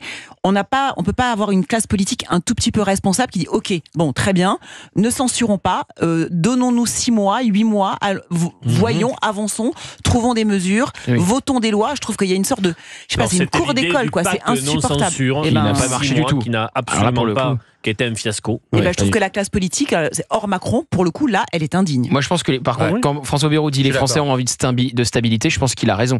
Notamment les enseignants. Alors, ils n'avaient peut-être pas envie d'Elisabeth Borne, par contre. Mais quand ils voient 6 ministres de l'Éducation nationale... Non, mais excusez-moi, c'est catastrophique. Il y a quand même une ministre de l'Éducation nationale qui dit « Je ne crois pas que les ministres doivent être experts de leur sujet. » Ah bon ? C'est intéressant. Et vous avez vu sur les cartes vitales, elle a été mise en difficulté hier sur les cartes vitales parce qu'elle avait dit que les cartes vitales s'arrêteraient de fonctionner si la censure passait pour Michel Barnier. Voilà, donc je trouve que ça fait un peu beaucoup. Et c'est une ancienne première ministre et tout le monde l'a déjà oublié. Et donc tout ça pour dire quoi ? Que c'est vrai que les Français ont envie, me semble-t-il, de stabilité. Gérald Darmanin, pour transformer la justice, il a besoin de temps. Bruno Retailleau, il a aussi besoin de temps. Et je trouve qu'en peu de temps, c'est déjà, parce qu'on parle de quelqu'un qui a depuis même pas 4 mois. Vous avez vu quand il part en guerre contre les influenceurs algériens ? On va en parler ça dans un instant. C'est assez efficace. C'est incroyable. C'est assez efficace. Donc là, il y a 2 ministères déjà un peu différents. C'est-à-dire que l'intérieur, vous pouvez agir tout de suite. Le ministère de la Justice, ne serait-ce que pour isoler les 100 plus gros trafiquants du pays, ça prend du temps parce que ça demande de la place et donc des places de prison. Mais il n'y a que 2 formations politiques prêtes pour une présidentielle anticipée. Les Insoumis et le Rassemblement National. Les autres formations politiques ne sont pas prêtes à une présidentielle anticipée. Donc ces 2 formations peuvent s'allier pour accélérer la crise politique. Ouais, ça, c'est pas con ce qu'il dit Darty. Ah bah, y a un enjeu. Les 2 ont le même intérêt. Jean-Luc Mélenchon joue la présidentielle anticipée, c'est très clair, parce qu'il pense que sa seule chance de victoire, c'est dans un espèce de chaos généralisé ou après une victoire de Marine Le Pen. Et Marine Le Pen, elle a un agenda judiciaire avec le 31 mars, le risque d'exécution provisoire, et puis l'appel qui pourra arriver avant 2027, donc elle a tout intérêt à une présidentielle anticipée aussi. 01 80 20 39 21. Tiens, on va parler de ces influenceurs algériens dans un instant. Vous allez nous raconter tout ça, Gauthier Lebret. On va parler d'Emmanuel Macron qui accuse Elon Musk de soutenir une nouvelle internationale réactionnaire et de s'immiscer dans la vie politique européenne. On va vous expliquer tout ça. Voilà. Oui, c'est vrai qu'il s'immisce, mais pas pour. On va en parler dans un instant. À tout de suite sur Europe 1. À tout de suite. On est reparti. On marche sur la tête. Il y a avec nous Olivier D'Artigol. Merci Olivier. Oui. Comment ça va ? Très bien. Merci d'être là. Il y a Fabien Lecoeuvre. Merci. Pleine forme. Quel bonheur. Bah ça se voit. Avec les résolutions des stars. Ah, très bien. Qu'est-ce qu'on a à foutre. Merci. Gauthier Lebret. Merci Gauthier. Merci. C'est la chronique la mieux vendue de l'histoire. Merci Gauthier Lebret. Merci d'être là, mon Gauthier. Ça va bien. Et Géraldine Maillet est là. Ça revient très fort alors le t-shirt sous le manteau. Ouais, ça revient très fort. C'est nous. Alors là, je vous dis 2025. C'est audacieux, 2025, c'est le t-shirt sous le manteau. Alors, je vous le dis, ça revient très fort. Et je ne vous avais jamais vu avec cette paire de lunettes de soleil. Ouais. Parce que Dieu sait que je connais les lunettes de soleil, ce qu'on a surnommé les lunettes des audiences. Bien sûr. C'est celle je du sais 6 janvier, qu'il y a une échéance dans jeudi. Voilà. Ouais. Et celle-là, si je devais faire un pronostic, me paraissent excellentes. Non. Elles sont pas modestes. Elles sont pas modestes. Je n'ai aucune indication. Aucune. J'ai envie d'y croire. Vous savez, j'ai envie d'y croire. Les auditeurs d'Europe 1 sont avec nous tous les jours, 16h, 18h, 01 80 20 39 21. Vous nous appelez sur Europe 1, bien entendu. Merci d'être avec nous. Vous nous appelez pour réagir à tout. Dites-nous comment vous sentez cette année 2025. Dites-nous comment vous sentez le gouvernement. Dites-nous comment vous sentez l'équipe dont marche sur la tête. Et dites-nous comment vous vous sentez, vous également. N'hésitez pas. 01 80 20 39 21. C'est le moment de Fabien Lecoeuvre, 17h05. Plus de photo, Fabien, parce que là, il était concentré, il vient de vous faire une superbe photo. Alors, c'est quoi ? Alors là, il y a un peu de people. Allez, ça va faire du bien. Allez, bonne résolution, tiens, les bonnes résolutions. 2025. Les bonnes résolutions. Alors, je vais commencer par Julie Gaillet. Tiens, Julie Gaillet. J'ai une idée sur sa bonne résolution. Ses résolutions. Quitter ça, meilleur. Moi, j'aurais une idée pour elle, moi. Sa bonne résolution, c'est d'arrêter de fumer. Vous savez qu'elle avait déjà arrêté de fumer. Elle avait déjà arrêté. 10 ans. Absolument. Elle a repris il y a 2 ans et demi. Et là, elle veut arrêter parce que François Hollande ne supporte plus l'odeur du tabac. Il faut que c'est une femme, quand c'est la peau, tout sent le tabac, les cheveux, la peau, chez les hommes aussi. Oui, chez les hommes aussi, bien sûr. Mais les cheveux longs encore plus, tu vois, ça capte encore plus. Mais c'est vrai que cette odeur de tabac froid, je la supporte pas. Bien sûr. C'est l'une des pires odeurs qui puisse exister pour moi. Donc ça, c'est sa bonne résolution pour Julie Gaillet. 2 minutes. On est en train de discuter là. Avec un ami. Il est excité. Votre femme fume ? Absolument pas. Non. Elle a des parents qui sont pourtant des gros fumeurs, mais ils ont tellement fumé pendant son enfance qu'elle est dégoûtée aussi c'est sûr. de l'odeur du tabac. Moi aussi, ça m'écœure. J'ai jamais fumé, moi. Moi non plus. Jamais fumé. Moi non plus. Jamais bu, jamais et alors, fumé. par contre, je trouve que les fumeurs sont très à l'aise. Ouais. Parce que quand vous invitez des gens pour dîner chez vous et que vous avez un fumeur, tranquillement, il se demande pas si ça vous dérange ou pas. Il ouvre la fenêtre de chez vous et il clope. Parce que les gens que t'invites sont mal élevés. La dernière fois qu'il y a un mec qui a fait ça chez moi. Vous l'avez passé par-dessus le balcon. Je l'ai revu. Et tant et si bien que l'autre jour, on recevait donc cette amie fumeuse qui fume chez nous comme tranquillement, et une autre personne lui a dit mais attends, ça se fait pas, on va aller fumer en bas dans la cour intérieure de l'immeuble. Voilà. Moi j'ai arrêté la cigarette, mais je fume la chicha. Non, quand je suis invité, j'arrive pas avec ma chicha. C'est un truc de footballeur, ça. Tu fumes la chicha. Toi, tu fumes la chicha? Oui. Je fume la chicha. Tu vas dans des bars à chicha? J'ai un bar à chicha. J'ai Salut d'ailleurs. Quand vous allez dans un bar à chicha, alors là, c'est exceptionnel. C'est super. À consommer avec modération aussi. Je travaille beaucoup. Attendez, si je vois Darty Gold dans un bar à chicha. Et Gauthier, si vous saviez que j'ai amené un bar à chicha, vous seriez. Quoi, François Bayrou? Premier ministre. Non, attendez, vous n'avez pas amené François Bayrou dans un bar à chicha, j'espère quand même. Parce que vous étiez dans l'avion avec lui d'ailleurs. On va revenir là-dessus. Ça va faire partie du point people. Ah oui. Je vous le dis, parce qu'il était dans l'avion avec le Premier ministre. Il va nous dire ce qu'ils se sont dit. Alors, vas-y, il va nous le dire. Merci. Dans les résolutions, alors on a aussi Angelina Jolie. Une bonne résolution pour 2025. Elle était à Palm En fait, Springs. tu t'en fous de ce que je dis, en fait. Si, je sais que vous l'avez vu. Non, mais récemment dans un restaurant. oui, mais stop. J'ai vu Angelina Jolie, les mecs. Elle vous a vu aussi. J'ai vu Angelina Jolie. Où ça? Dans un resto. J'ai vu dans un restaurant très modeste. Elle s'est adressée à vous? Un boui-boui. Non, mais elle m'a vu. On s'est capté. Avant les vacances. Genre en ami. C'est pas du tout mon délire. Mais attention, elle est arrivée sur le marché. Ah non, mais femme charismatique, vous aviez dit. Franchement, elle est charismatique. Charismatique, Angelina Jolie. Et j'ai vu, elle m'a reconnu et tout. J'ai dit, ouais, je savais pas qui c'était. Et elle m'a dit, je sais où Hanouna. Je dis, yes. Oh, l'accent. Who are you? Elle aspirait pas le H. Elle m'a dit, Angelina Jolie. Je dis, ah, d'accord. Et je lui dis, non, j'étais très ami avec Brad Pitt et tout, donc elle a pas kiffé. Voilà. Je lui ai dit, moi, je la vérité, je suis très pinko, je suis très pote avec Brad Pitt. Elle a été froide, du coup. Je peux pas te parler. Elle a compris tout de suite. Parce qu'elle a tourné à Paris aussi, La Calas. Vous savez, elle sort un film où elle va jouer la Calas. La Calas? La chanteuse? Ouais, je sais, bah oui, je me dis quand même. Calas, bah oui. En tout cas, elle est divorcée, ça y est, enfin, depuis le 30 décembre. De Brad Pitt. De Brad Pitt. Et pareil, ça se passait hyper mal. Ah oui. 8 ans de procédure. C'est énorme. C'est quand même quelque chose. Et on a raconté une scène dans un avion de bagarre. C'était quoi l'histoire? C'était quoi la scène dans l'avion? Bah, qu'il aurait jeté quelque chose vers elle et les enfants. Il a été de whisky, violent je crois. physiquement, un verre de whisky avec elle et ses enfants. 8 ans de procédure. Déjà que 8 jours, c'est long. Bah alors, Darty Gold, ça s'est pas bien passé à New York? Non, c'est pas pour mon actualité. C'est des souvenirs. On peut croire. Non. Oh non, rallumez pas la mèche. Non, on passe 2025 tranquille. Non, vous avez dit tout à l'heure. Vous savez que ma maman m'a appelé quand même. Oh là là. Ah bon? Ben oui. Mais Olivier, vous avez dit tout à l'heure. Quand Cyril a sorti son truc là, il y a quelques mois, ma mère qui m'appelle en disant qu'est-ce qui se passe? Non, c'est pareil. Si, ma pauvre maman. Votre mère. Bah oui, 83 ans, qu'est-ce qui se passe avec Corinne? Si votre mère elle a attendu qu'est-ce qui se passe avec Corinne? Si votre mère elle a attendu 83 heures pour savoir que vous étiez un coureur de jupons, merci. Non mais moi Cyril, j'étais très choqué tout à l'heure par une phrase d'Olivier qui a dit je suis allé à New York parce qu'on avait besoin de repartir, de se retrouver après cette histoire que vous avez déclenchée. Oui. Vous êtes aussi allé à New York grâce à Cyril Hanouna et grâce à cette émission que vous faites. C'est surtout ça que je voudrais lui dire. J'ai toujours voyagé. Mais pas en première classe. Je suis allé à Cuba, je suis allé en Chine. Ah oui, bah ça, Cuba, oui, je veux bien croire qu'ils sont allés à Cuba. D'autres choses. C'est quoi la résolution? Excusez-moi, les gars, on se calme, s'il vous plaît. On n'a même pas la résolution d'Angelina Jolie. La résolution d'Angelina Jolie, c'est de muscler son périnée. Alors, vous savez que le périnée, c'est l'ensemble des muscles, justement, qui ferment le bassin, le bas du bassin. Oui. Et elle a lu récemment que ça permet d'avoir d'excellents orgasmes et multiples. Donc il faut muscler son périnée. Et c'est ça. Résolution en tout cas pour 2025. Chacun son truc. Donc la prochaine fois que je la vois, je lui dis t'as bien musclé ton périnée. Quoi. Oui, justement. Donc elle fait tout pour en ce moment. Il y a des exercices à faire, etc. Enfin bref. Mais musclez votre périnée, vous? Moi j'en ai pas. Un tout petit périnée, vous? Moi j'en ai pas. Si j'en ai moi. Si, j'en ai aussi, non? Bien sûr. Ah d'accord. Je l'ai jamais vu. Vous êtes périmé, vous, non? Non, pas du tout. Tiens, Stéphane Bern. Il a décidé qu'en 2025, il oserait dire non. Non aux multiples demandes qu'il a, les engagements professionnels, etc. Parce qu'il voudrait partager davantage de temps dans la semaine avec Yori, vous savez, son compagnon dont il est fou amoureux. Yori, il a le droit. Et c'est vrai qu'il travaille beaucoup. Pierre Ninet, lui. Yori, on l'embrasse d'ailleurs, et Stéphane Bern. J'aime beaucoup Stéphane, qui est un merveilleux garçon, absolument. On embrasse Yori également. Je connaissais. Parce qu'ils sont pas mariés, il s'appelle Yuri Bern. Parce qu'avant, je crois qu'il s'appelait Cantonné avant. Oh non. Ah non. Oh non. Oh non. La barre est très très haute au niveau de la vanne.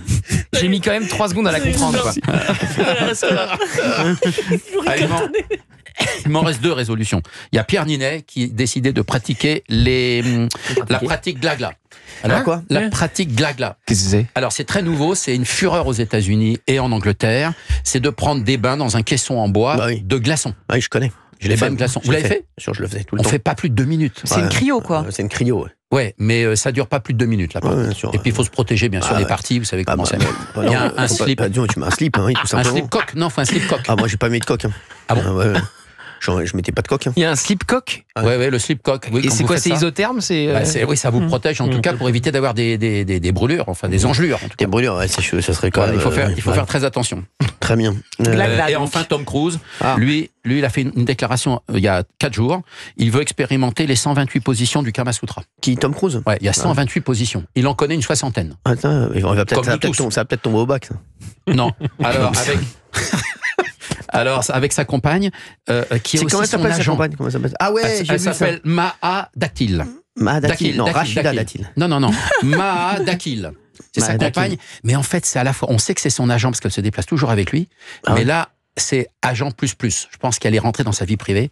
En ce moment, voilà, c'est qu'il partage plus que. Vous pensez qu'elle a musclé son périnée ? J'espère. Donc voilà les bonnes résolutions. C'est bien, vous suivez, Cyril. Bah oui, bravo. Bah oui, je suis. J'écoute monsieur. Je connaissais pas bien, mais je suis très content de le connaître. Voilà. 128 positions du Kama Sutra, Cyril. Ouais, je sais, c'est fou. Vous en avez fait combien vous, moi, 2. Franchement, 2. Non. Je suis pas là-dedans, moi, les mecs. Ah, c'est vrai que c'est pas votre truc. Vous êtes pas. Les mecs, et non, paddle, voyons. C'est fou, ça. Bien sûr. Et les mecs, et puis un peu de spontanéité, on va pas regarder si c'est précisément la position du Kama Sutra. Je vais quand même vous en offrir un, quand même. Si elle est homologuée ou pas. Non, ça va. Vous connaissez combien de positions ? Parce que comme vous êtes petit, vous devez être très mobile. Non, mais c'est vrai, vous pouvez faire des trucs qu'on peut pas. Lui, il a la position du post-it. Je sais pas. Oui, vous glissez partout. Lui, c'est la position du post-it. Non, mais c'est rien, il peut se mettre sur le front, il peut se mettre partout. Lui, c'est un truc de fou. J'ai dû en faire, je sais pas, peut-être une 50aine. Ouais. Ah ouais, c'est ça. Ah ouais. Mais 128, c'est beaucoup. Hein. Ouais. Il y a des positions compliquées à faire. Faire la toupie, vous. Non, mais c'est vrai. Non, mais à partir du moment où tu passes la jambe derrière la tête et tout ça, c'est déjà plus compliqué. Hein. Mais c'est de l'amour. C'est pas le plus grand cabaret. Mais qu'il est con, ça. Non, mais il y a des positions impossibles à faire. Quoi, dans le Kama Sutra, ouais, je sais. Vous avez déjà feuilleté ? Qui ? Vous l'avez feuilleté, Cyril ? Pas du tout, je feuillette rien du tout, moi, vous êtes fou, quoi. Dernier truc que j'ai feuilleté, c'est le catalogue de la Redoute. Ouais, qui est con, ce mec. Bon, alors, qu'est-ce qu'il y a d'autre, là ? Non, mais je voudrais vous parler. Aujourd'hui, c'est le 6 janvier, c'est le jour de l'épiphanie. Absolument. Et la chanson. Vous connaissez la position du dragon ? Ah non, c'est quoi ? Je connais pas les noms des positions. Il y a des flammes. C'est nouveau. Non, c'est vrai que vous connaissez pas la position du dragon ? Non. Ouais, je peux vous dire, c'est quelque chose. Non, mais alors, sans rigoler, parce que j'ai lu la dernière fois, moi, je fais un truc. Et je donne cette petite astuce à nos auditeurs.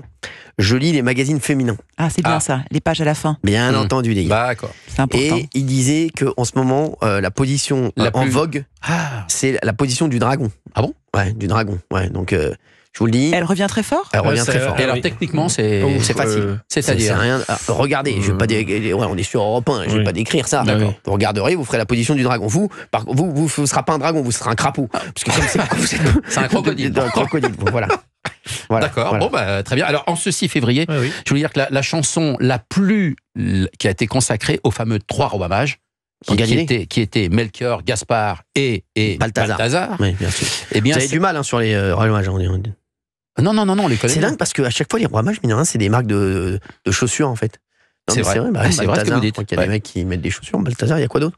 C'était cette chanson qui est sortie il y a 54 ans. C'est pas la peine de te mettre dans des états pareils. En Galilée. Merci. Et ce qu'il faut expliquer, c'est qu'au départ, ça a été créé parce que c'est une adaptation d'une chanson anglaise, en fait. Ah ouais. Il faut expliquer, c'est pas une chanson originale. Ça a été adapté par Jean Schmitt, qui était un parolier, un ancien chorégraphe, Jean Schmitt. Et c'est lui, quand il est allé justement. Il faisait pas des cuisines, lui, avant ? Et au départ, c'était une pub de voiture. C'est bon, vous s'en foutez complètement de ce que je dis. Non, je suis en train d'étudier la position du dragon. Ils s'en foutent total de ton histoire de roi mage. Ils pensent surtout sur la position du dragon. J'allais vous appeler Benaïm. Expliquez-nous le dragon. Alors le dragon, c'est une position flamboyante. Ah oui, il y a la musique. Moi, je la connais. Il faut se mettre au bord du lit. Oui. C'est ça, oui, je sais. Il faut être debout. Et l'homme, non, le garçon debout. Le garçon est debout. Et la femme couchée. Exactement. Oui. Voilà. La condition du dragon. Demandez les mecs. C'est un classique. Par contre, il faut éviter de cracher du feu. C'est un classique, oui. Il faut éviter de cacher du feu. Oui, en fait, vous l'avez tous fait, mais vous saviez pas que c'était la position du dragon. Voilà, je vous ai dit tout à l'heure. Aux tailles et à la hauteur du lit. La taille du lit, oui, c'est ça. Ah oui. Vous, par contre, il faut le faire sur un lit bébé. Non, sur un futon. Faut pas un lit superposé, hein. Ah bah non. Lui, sur le lit, déjà, il est mort. Il faut qu'il le fasse sur un tatami. Fabien Lecoeuvre. Un tapis de gym. Lui, en fait, ça devient très vite la position du crapaud. La grenouille. Non, mais c'est plus du tout un dragon. Lui, là, tu non, mais tout le monde a fait le dragon. Merci, excusez-moi, ça va.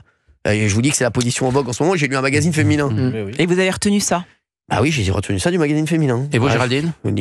Je retiens les horoscopes souvent à la fin des magazines féminins. Moi j'ai mon horoscope. J'aime bien savoir l'année 2025, la Lune, Vénus, ça. Ils ont fait l'horoscope. Il y avait l'horoscope des pseudo-stars et j'étais dedans. Alors, il y a vu ce qu'ils ont mis. En 2025, Cyril Hanouna pourrait vivre la fin d'un cycle marquant. Ouais, les gars. Pas mal. Avec Saturne et Neptune en bélier. Bon, ça, je comprends rien. Voilà, discipline et remise en question seront déterminantes pour éviter les faux pas et gérer un climat instable. Tant sur le plan personnel que professionnel. Voilà ce qu'ils disent.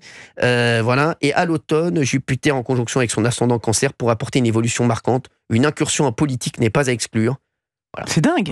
Vous vous souvenez la médium que nous avions eue à TPMP?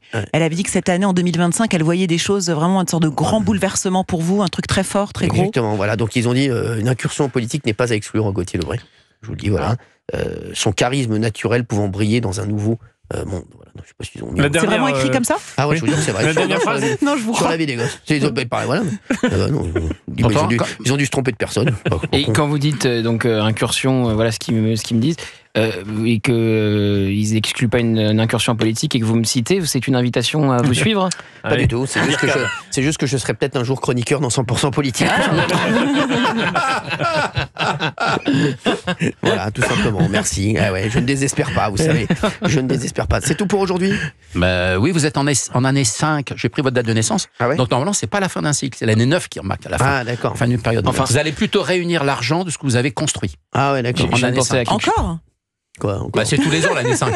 Je viens de penser à quelque chose. Si vous venez après TPMP un soir de 22h, on fait un carton. Je le ferai. On fait un carton. Je le ferai. Et mais ça serait énorme en fait. En fait, c'est une idée énorme. Je le ferai. Blague à part. Je le ferai. Vous inquiétez pas, je le ferai. Ah ouais, alors là, ça serait exceptionnel. De nuit, non, je le ferai. Vous inquiétez pas, vous occupez-vous des dragons là. Merci. Ici 17h19, on est en direct sur Europe 1. Appelez-nous, 01 80 20 39 21. Vous avez vu ce qui s'est passé là avec Bruno Retailleau et les deux influenceurs, les trois influenceurs. Il y en a 3 autres encore. Ouais, exactement. Alors on va raconter tout ça à nos auditeurs d'Europe 1. Après, on va prendre plein d'auditeurs qui veulent réagir sur les vœux du président et sur le nouveau gouvernement. Allez-y, Gauthier Lebray. Alors, il y a 3 influenceurs, qui ont été... Bruno Retailleau a fait à chaque fois des signalements au parquet, et le parquet, après, envoie les policiers arrêter ces 3 influenceurs algériens qui tiennent des discours très violents à l'endroit de la France. Alors, je peux vous faire, si vous voulez, le pédigré des 3 influenceurs, Cyril. Donc, vous avez Youssef A. Donc, il a été arrêté vendredi matin à Brest pour apologie d'un acte de terrorisme. Dans une vidéo publiée le 31 décembre dernier, il exprimait de façon véhémente en arabe, appelant à perpétrer des attentats en France et des violences en Algérie. Vous avez Imad Tintin, ça s'invente pas, qui dans une vidéo qui depuis a été... Imad Tintin. Il était avec Milou? Non, c'est pas de Hergé, non. Il a appelé, alors ça c'est pas drôle du tout, à brûler vif, tuer et violer sur le sol français. Imad Tintin était entré en France en décembre 2021 et avait demandé un titre de séjour en août 2023 sans succès. Il était sous le coup d'une OQTF, comme Youssef A qui était lui-même sous le coup d'une OQTF. On en revient toujours, j'ai l'impression qu'on fait toujours, on dit toujours la même chose sur les OQTF, ce dossier qui n'est jamais réglé. Les obligations de quitter le territoire français, c'est vraiment l'appellation, mais ça n'a aucune conséquence. Et donc vous en avez un dernier, c'est Doualem, qui est un 3e influenceur qui a été interpellé hier à Montpellier. C'est le maire de gauche de Montpellier, Mickaël Delafosse, maire PS, qui a signalé aux équipes de Bruno Retailleau le profil de cet individu. Et dans une vidéo, il a déclaré qu'il fallait tuer et laisser le souffrir. Il dit ça à l'endroit d'un opposant au régime iranien. Voilà. C'est au régime algérien. C'est pas les chips les plus croustillantes du paquet quand on voit les profils. Vous aimez bien quand je dis ça. Non, mais quand on voit les profils, parce que certains disent est-ce qu'ils sont instrumentalisés, actionnés par les autorités algériennes. Moi, je pense surtout que c'est des... Désolé, des abrutis. Des uluberlus. Oui. Mais peu importe, en fait, je trouve qu'en disant ça, tu les déresponsabilises. En fait, c'est des abrutis, on va tout dire. Ce que je veux dire, moi, je suis très content qu'ils puissent être aujourd'hui judiciarisés, parce que c'est inacceptable. Absolument. Voilà. Mais quand tu vois les profils, il faut voir aussi le niveau. Mais oui, mais ils sont relayés par des dizaines et des centaines de milliers de personnes. Ils sont likés, c'est liké, c'est commenté de manière très élogieuse. C'est ça qui est problématique, en fait. Juste, vous, c'est d'Artigol, vous ? Oui. Même vous, j'ai l'impression, vous kiffez un peu Bruno Retailleau. Mais Cyril, je vais vous dire quelque chose. Cyril. Mais quand vous regardez, difficilement critiquable en fait. Mais quand vous regardez les enquêtes d'opinion sur la demande d'ordre de retour de l'autorité de la puissance publique, c'est très majoritaire à gauche. Ouais, c'est partout. Oui, mais on pourrait se dire que l'électorat de gauche, y compris l'électorat insoumis, c'est là où je pense que les dirigeants de la France insoumise font une erreur, parce que l'ensemble du peuple, y compris le peuple de gauche, veut la sécurité. C'est souvent, d'ailleurs, quand vous vivez dans des quartiers populaires et que vous êtes dans des conditions de vie très difficiles, que vous êtes les premiers concernés par l'insécurité. Donc, moi, je suis très content qu'il y ait un binôme qui puisse fonctionner. Par exemple, sur cette affaire que vient de rappeler Gauthier sur les influenceurs algériens, heureusement qu'ils sont condamnés. J'espère qu'ils vont être condamnés, parce que les propos tenus sont inacceptables. Et ça pourrait aussi faire un peu jurisprudence. C'est-à-dire que si ça pouvait au moins calmer certains, je ne suis pas sûr. Ah bon, allez, on va prendre des auditeurs en ligne. Tiens, en fait, je vois beaucoup mieux sans mes lunettes moi, de soleil, parce que là, c'est quand même. Là, j'étais dans le Schwartz. On est le 6 janvier, c'est pas non plus très. C'est insupportable. Je ne supporte pas. Les mecs, quand tu remontes un truc sur ton téléphone, ils sont obligés de mettre leurs lunettes. C'est insupportable. C'est insupportable. Ou ils mettent tout le temps leurs lunettes, ou ils enlèvent leurs lunettes. Et les mecs qui veulent faire genre je vois, et en fait je vois rien, c'est insupportable. Voilà, moi j'ai 10 et 10 aux deux yeux, malheureusement. Voilà. Pour vous, oui les gars, oui. Moi j'aime bien que vous avez raison. J'ai 10 et 10 aux deux yeux. Même pour voir de près, vous avez aucun problème. Voilà, demandez-moi. Je vois, mais les mecs, j'ai 10 et 10, oui, c'est vrai, parfois la nature est mal faite. C'est rare, hein. Oui, j'ai 10 et 10 aux deux yeux. Bravo. Oui. Voilà, les gars, oui. Vous avez été opéré ? Non, pas du tout. J'ai été opéré de nulle part, moi. Tu vois, je vais dire, on peut me faire chier, lui. Tu reviendras pas demain pour le people. On va me faire chier, lui. Je t'ai opéré de nulle part. J'ai jamais fait d'opération et voilà, je touche du bois, les gars. Oui. J'ai jamais fait d'opération, jamais. Qu'est-ce que vous voulez ? Non, je voyais très bien le genre de personnes dont vous parlez. Vous savez, qui prennent leurs lunettes. Il y a un truc avec la branche. Attends, je regarde et puis. Non, mais tu sais quoi, mais tu finiras par être Miro, toi aussi, Gauthier. C'est vrai. T'as des dents ? Oui. Moi, j'ai des lunettes bleues et ils ont des idées rouges. J'ai Yann d'Occitanie avec nous. sur Europe 1. Bonjour Yann. Bonjour Cyril, bonne année. Merci Yann, bonne année. Et la santé, mon Yann, parce que je vais te dire, un Panari peut te foutre en l'air ton début d'année. Oui, ça. Je te le dis, mon Yannou.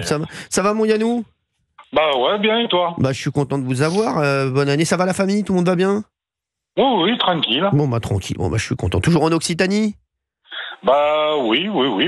Pourquoi déménager, on est bien ici. Bien sûr, oui, c'est comme ça, c'est comme moi. Pourquoi je partir de changer de chroniqueur alors qu'ils sont magnifiques.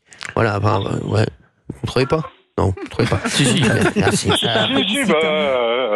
Oui. Si. Ouais, c'est pas. Alors, oui, Yann, vous nous appelez, vous voulez parler de Bruno Retailleau, de Gérald Darmanin, de Manuel Valls et de Sébastien Lecornu. Voilà, en fait, donc le Premier ministre, moi je pense qu'il a bien joué dans la composition et qu'il peut s'en sortir grâce à ces 4 personnes. D'accord. Oui, bonsoir.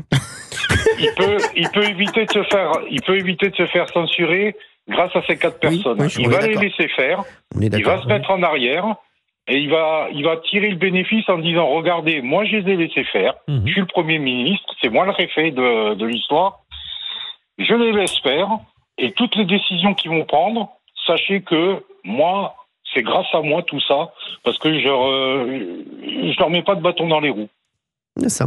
Et c'est ça c'est pas con ce qu'il dit. C'est pas con ce qu'il dit. C'est pas con ce qu'il dit. Et c'est ça, parce qu'un Bayrou, on en a tout ça dans un village. Ça sert à indiquer le sens. Alors ça, c'est la phrase de l'émission. Ça, c'est la phrase de l'émission. Franchement, c'est vrai que c'est la phrase de l'émission. Un Bayrou, on en a tout ça dans un village. Est-ce que vous pouvez préciser? Ça veut dire quoi? Oui, ça veut dire que ça sert à indiquer le sens du vent. Ah oui.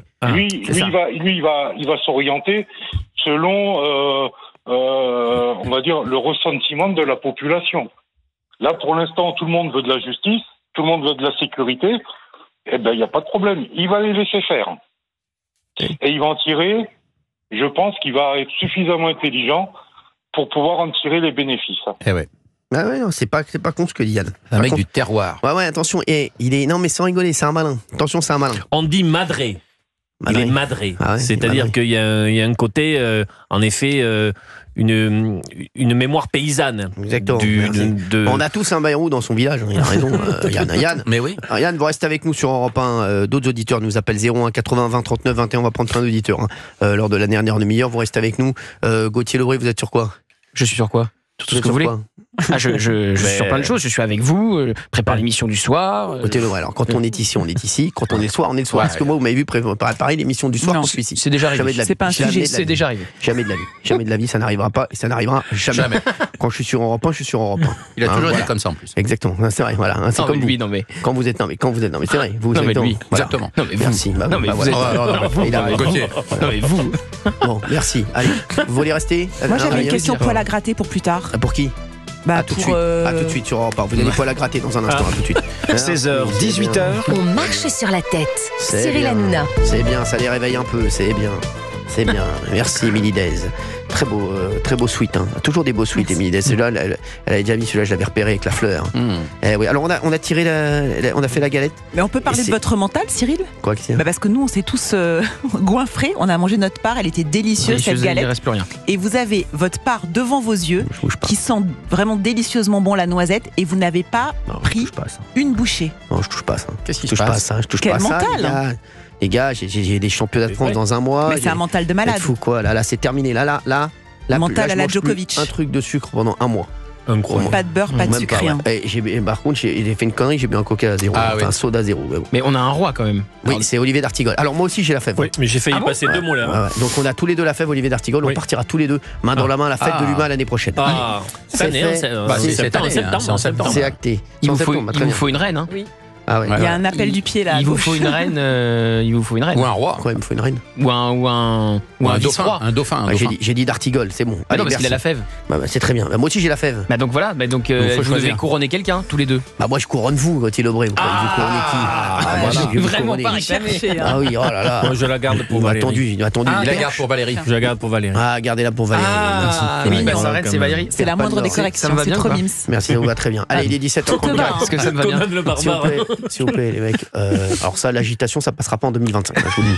Il y a beaucoup de choses qui vont passer, seulement l'agitation et l'insolence ne passeront pas en 2025, je vous le dis. Il est 17h34, on est sur Europe 1, vous nous appelez 01 80 20 39 21. Il y a Yann qui était avec nous il y a un instant d'Occitanie qui disait quelque chose d'assez pertinent, Yann, sur le gouvernement et sur François Bayrou. Et c'est vrai qu'il dit il peut donc s'appuyer sur Retailleau, Darmanin, Valls et Le Cornu, même si Le Cornu et François Bayrou, c'est pas la folie. Gauthier Lebray. C'est-à-dire que François Bayrou, à la fin, il y avait une compétition entre les deux et c'est François Bayrou qui a raflé la mise et qui a raflé Matignon.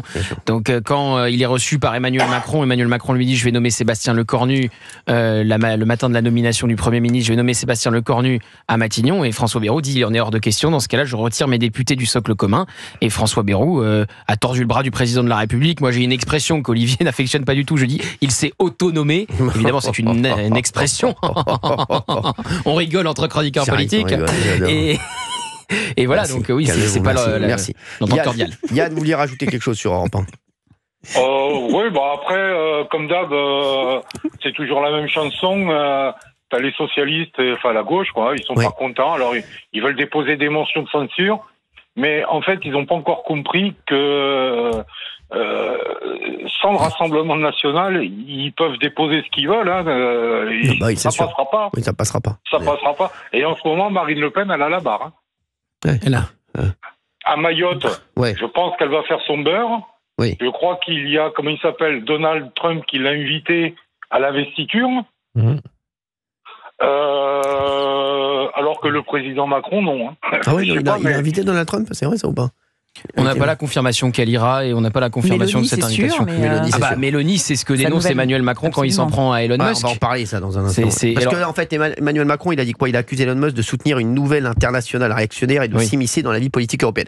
Je vous l'avais dit depuis le début. Je vous avais dit que ils vont être à fond sur Giorgia Meloni et sur l'Italie.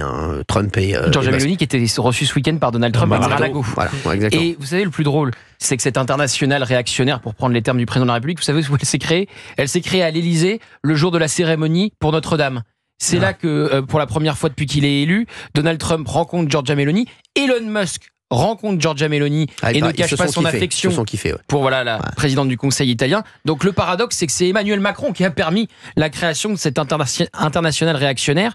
Et ce qu'il reproche à Elon Musk, c'est de soutenir Giorgia Meloni en Italie, qui est au pouvoir, l'AfD en Allemagne, qui n'est pas au pouvoir, notamment après terrible attentat qu'a connu l'Allemagne. Et puis vous savez, il y a une affaire absolument horrible qui a été déterrée par Elon Musk récemment sur Twitter. C'est cette affaire dite des gangs pakistanais. Ça se déroule au Royaume-Uni. C'est des jeunes, je reprends les termes de la presse anglaise, des jeunes blanches de la classe ouvrière qui ont été violées par des gangs pakistanais. Certaines d'entre elles ont même été assassinées. Et ce qui est paradoxal, ce qui est choquant dans cette histoire, déjà, c'est les faits qui sont absolument monstrueux, mais ensuite c'est la tentative de dissimulation causée par ces fameux gangs pour ne pas faire de racisme et ne pas être traité de xénophobe. Et celui qui déterre cette affaire, c'est Elon Musk. Donc c'est pour dire la puissance médiatique, la puissance politique aujourd'hui d'Elon Musk.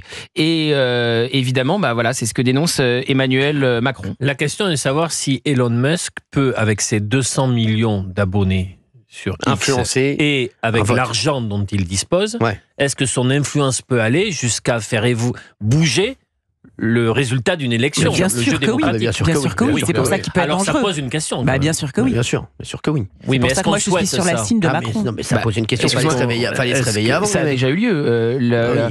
La puissance d'Elon Musk a été mise au service de Donald Trump. Parce que Elon Musk a une influence sur l'élection de Trump. C'est son pays. Je pense qu'on peut répondre oui sans trop. Oui, mais Gauthier, là c'est l'élection américaine. Oui, mais alors qu'il intervienne, qui a des conséquences sur tous les autres pays du monde. Mais ça peut être une ingérence étrangère dans une élection.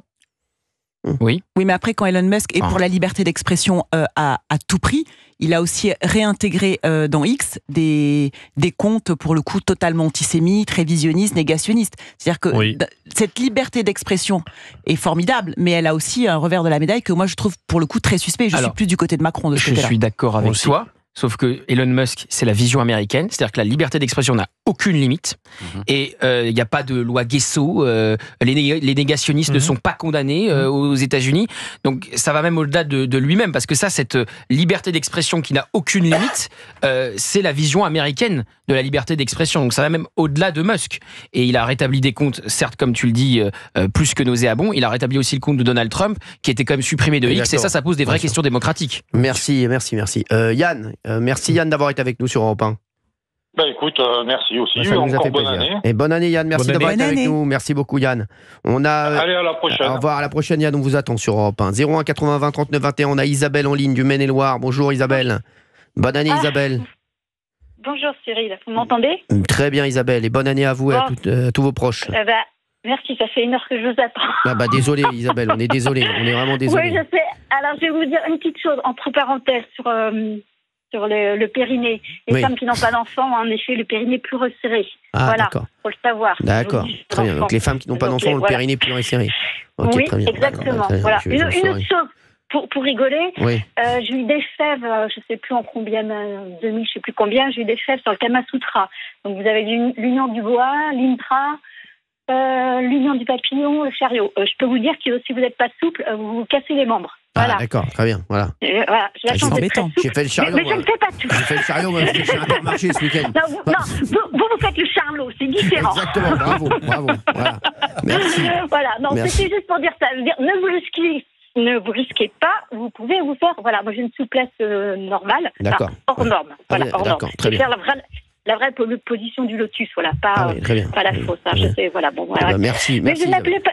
Voilà, il ne faut pas qu'il y ait des gens qui appellent après les ambulances. On a voulu faire ça. Non, prenez pas les choses au premier degré et ne fracassez pas en faisant des rapports merci, câlins merci.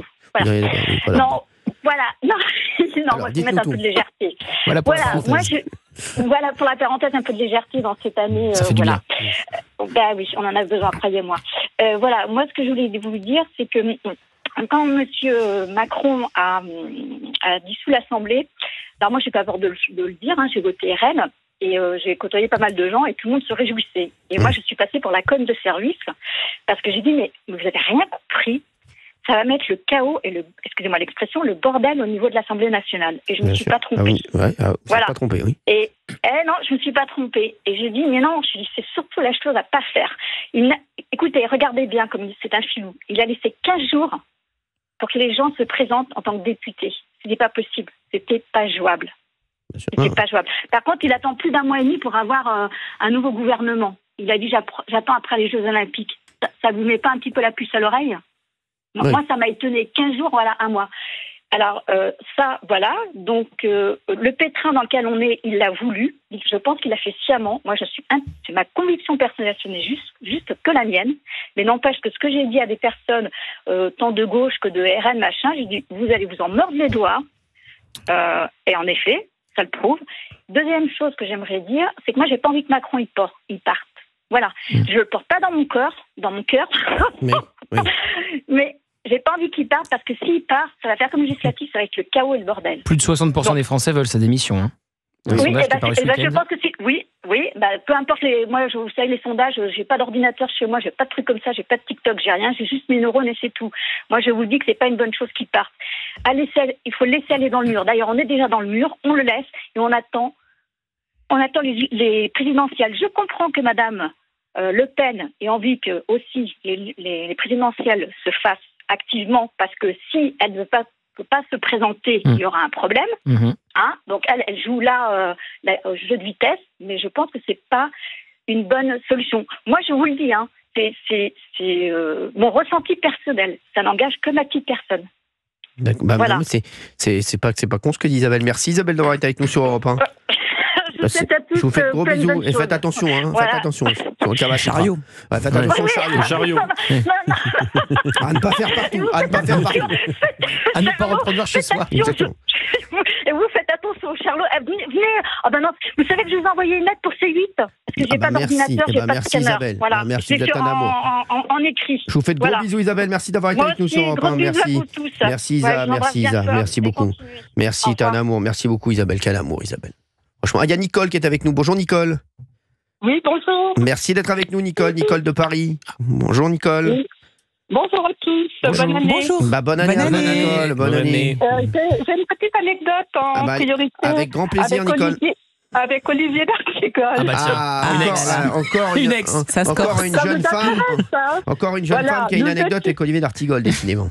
Nous déjeunions, n'est-ce pas, ensemble, entre un juge et lui, et j'ai eu l'audace de lui demander qui il était. Alors, je vous dis pas la surprise qu'il a eue, parce qu'il croyait qu'il était hyper connu, et en fait, voilà.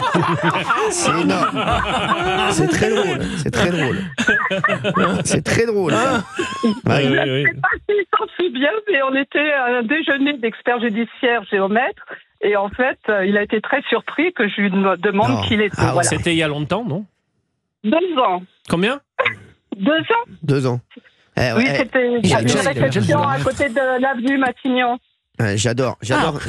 Apparemment, pour un communiste, il déjeune pas au flunch. Merci Nicole. C'est pour ça que je me suis tournée tout de suite vers le juge du TC de Créteil. Moi, les communistes. Voilà. J'ai pas été désagréable. Si. Non, parce qu'en fait, on ne va pas du tout converser ensemble. Oui, c'était juste un texte gratuit comme ça. Nicole.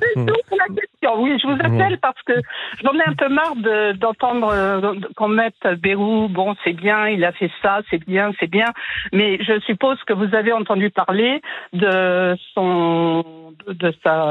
comment il était à Sciences Po en 2012. Où il parlait des femmes. Alors Géraldine, elle va écouter bien ce que je vais dire. En fait, il développait que les femmes plus fortes, un peu vieillissantes, etc., devraient aller à la piscine à des heures vraiment privées que personne d'autre. Donc j'ai trouvé ça un peu gros parce que c'était organisé par le magazine Elle. Oui, exactement. Voilà. C'est ouf, c'est fou ça. Mais c'est complètement dingue. La vidéo tourne. Je connais des femmes qui ont un physique. Vous êtes toutes en pleine jeunesse, donc il s'adressait à ces femmes donc à Sciences Po. Mais moi, je connais des femmes plus lourdes que d'autres qui n'ont pas envie d'avoir le regard des hommes sur elles dans une piscine. Assumant ses idées, elle ajoute, moi j'ai connu dans ma vie de très proche des femmes qui pesaient plus de 100 kilos et elles aimaient nager. Alors Mais je savais pas ça. Et il dit même qu'il y en a une dans sa famille. Non, mais c'est fou. Oui, voilà. Fou. Donc il veut séparer les femmes et les hommes et mettre les femmes vieilles et grosses d'un côté et pas les autres. Qu'est-ce qu'il lui a appris? Exactement. Non, mais c'est bien. Moi, on marche sur la tête. Là, oui, vous avez raison, je suis d'accord avec vous. Nicole, je savais pas du tout, ça, c'est fou. C'est incroyable. Oui. Et je peux vous dire que c'est en vidéo, c'est donc accès à tout le monde. Bon, ensuite, pour l'opinion de Simone Veil sur Beyrouth, je vous dis pas. Elle trouvait vraiment que c'était le pire des ministres, etc., en disant qu'il faisait des trahisons successives, qu'il était vraiment indécent pour beaucoup de choses, et donc elle était vraiment, elle le mettait plus bas de terre. Alors c'est vrai qu'elle développe pas mal, si vous voulez, d'éléments, mais là je ne peux pas dire si c'est la réalité ou non. C'était pas vraiment, c'était dans un magazine, je ne sais plus lequel, mais enfin ce qu'elle disait de lui, c'est absolument épouvantable, quoi. Donc je me dis que j'espère qu'il ne pense pas aller en présidentielle, parce que ce serait vraiment le dernier des derniers. Oui, on sent que vous êtes un soutien assez proche. C'est la mère de Gauthier.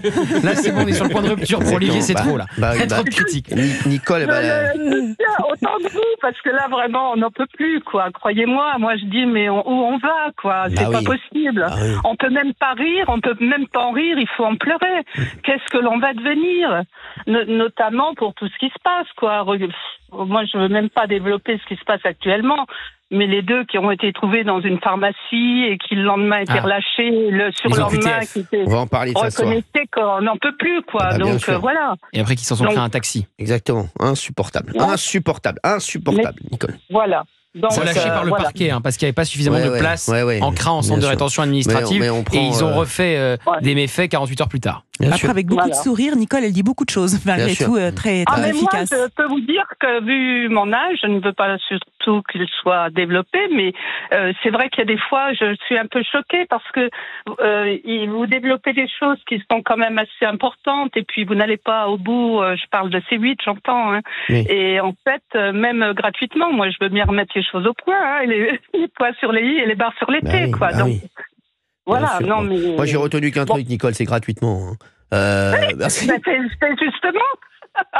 Merci, Nicole, d'avoir été avec nous sur Europe 1. En tout cas, vous êtes un amour, vous nous rappelez. Et que D'Artigol ne m'embête pas, mais bon, j'ai trouvé ça très drôle. Sur les femmes, c'est incroyable. Alors, sachez que nous aussi, on a trouvé ça très drôle, Nicole, sur la rencontre avec D'Artigol. Merci, Nicole. Merci, Nicole, d'avoir été avec nous sur Europe 1. Je vous fais un gros bisou. Bonsoir. Très sympa, Nicole. Très sympa. Ouais, adorable. J'adore. Géraldine est avec nous, pas Géraldine Maillet. Il n'y a pas qu'un âne qui s'appelle Martin. Géraldine de Bretagne est avec nous. Bonjour, Géraldine. Merci d'être avec nous. Bonsoir, meilleurs vœux. Bonne année, Géraldine. Bonne année, particulièrement Géraldine. Non, je rigole. En fait, d'abord, je suis ravie de vous parler, Cyril, rapidement, parce que je sais que ça se termine. Et je voulais vous dire que j'admire votre courage. Je vais le dire en premier. Parce que je pense que les batailles que vous menez, où vous êtes bien encadré, mais vous êtes seul pour être en tête, ça fait du bien, en fait. Il faut savoir que c'est assez rare pour moi d'avoir ce type de position. C'est la première fois que j'ai un animateur de télé qui me donne un peu de l'impression que la France est restée la France, en fait. Merci, Géraldine. Parce que, non, sincèrement. On aimerait bien que la France redevienne la France, surtout. Oui, alors vous faites tout ce que vous pouvez et hélas on vous cherche comme on dit des noises, mais je fais partie des gens qui sont dans la vie très engagés et j'ai été pas mal engagée aussi bien associativement que même un peu politiquement, j'ai envie de dire, et je me battrai même si j'ai décidé de quitter la France parce que moi je pense que 2025 signera mon départ de la France. Alors il y en a beaucoup qui disent comme vous, Géraldine. C'est triste, mais il y en a énormément. Voilà, j'aime la France, j'aime les Français, j'aime la culture, la diversité, j'ai pas de problème avec ça.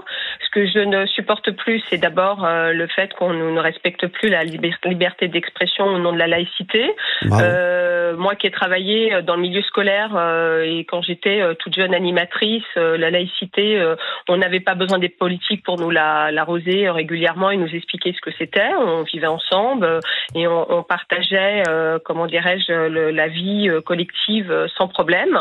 C'est devenu un débat public et un débat politique, ce qui a créé vraiment le chaos, parce que moi je pense que c'est le début de tout ce qu'on vit. Oui. Concernant rapidement le Bayrou et son gouvernement, c'est pour moi évident qu'il va pas passer le premier trimestre de l'année 2025. Je suis pas du tout optimiste, parce que la position de la gauche, et pourtant à une époque j'ai adhéré à la gauche, et je vais le dire honnêtement, maintenant je vote le Rassemblement National. D'accord, Géraldine, vous êtes passée de la gauche au Rassemblement National en combien d'années? Oui. Qu'est-ce qui a fait que ça a basculé? Alors, je vais être très clair, depuis le Covid. Ah, depuis le Covid, d'accord. Après Covid, ça a basculé. Pour moi, c'est le Covid. Ah, ouais. C'est alors, je parle pas vaccin, nos vaccins, c'est pas ça. Ouais. C'est l'incapacité qu'on a laissée aux Français de décider.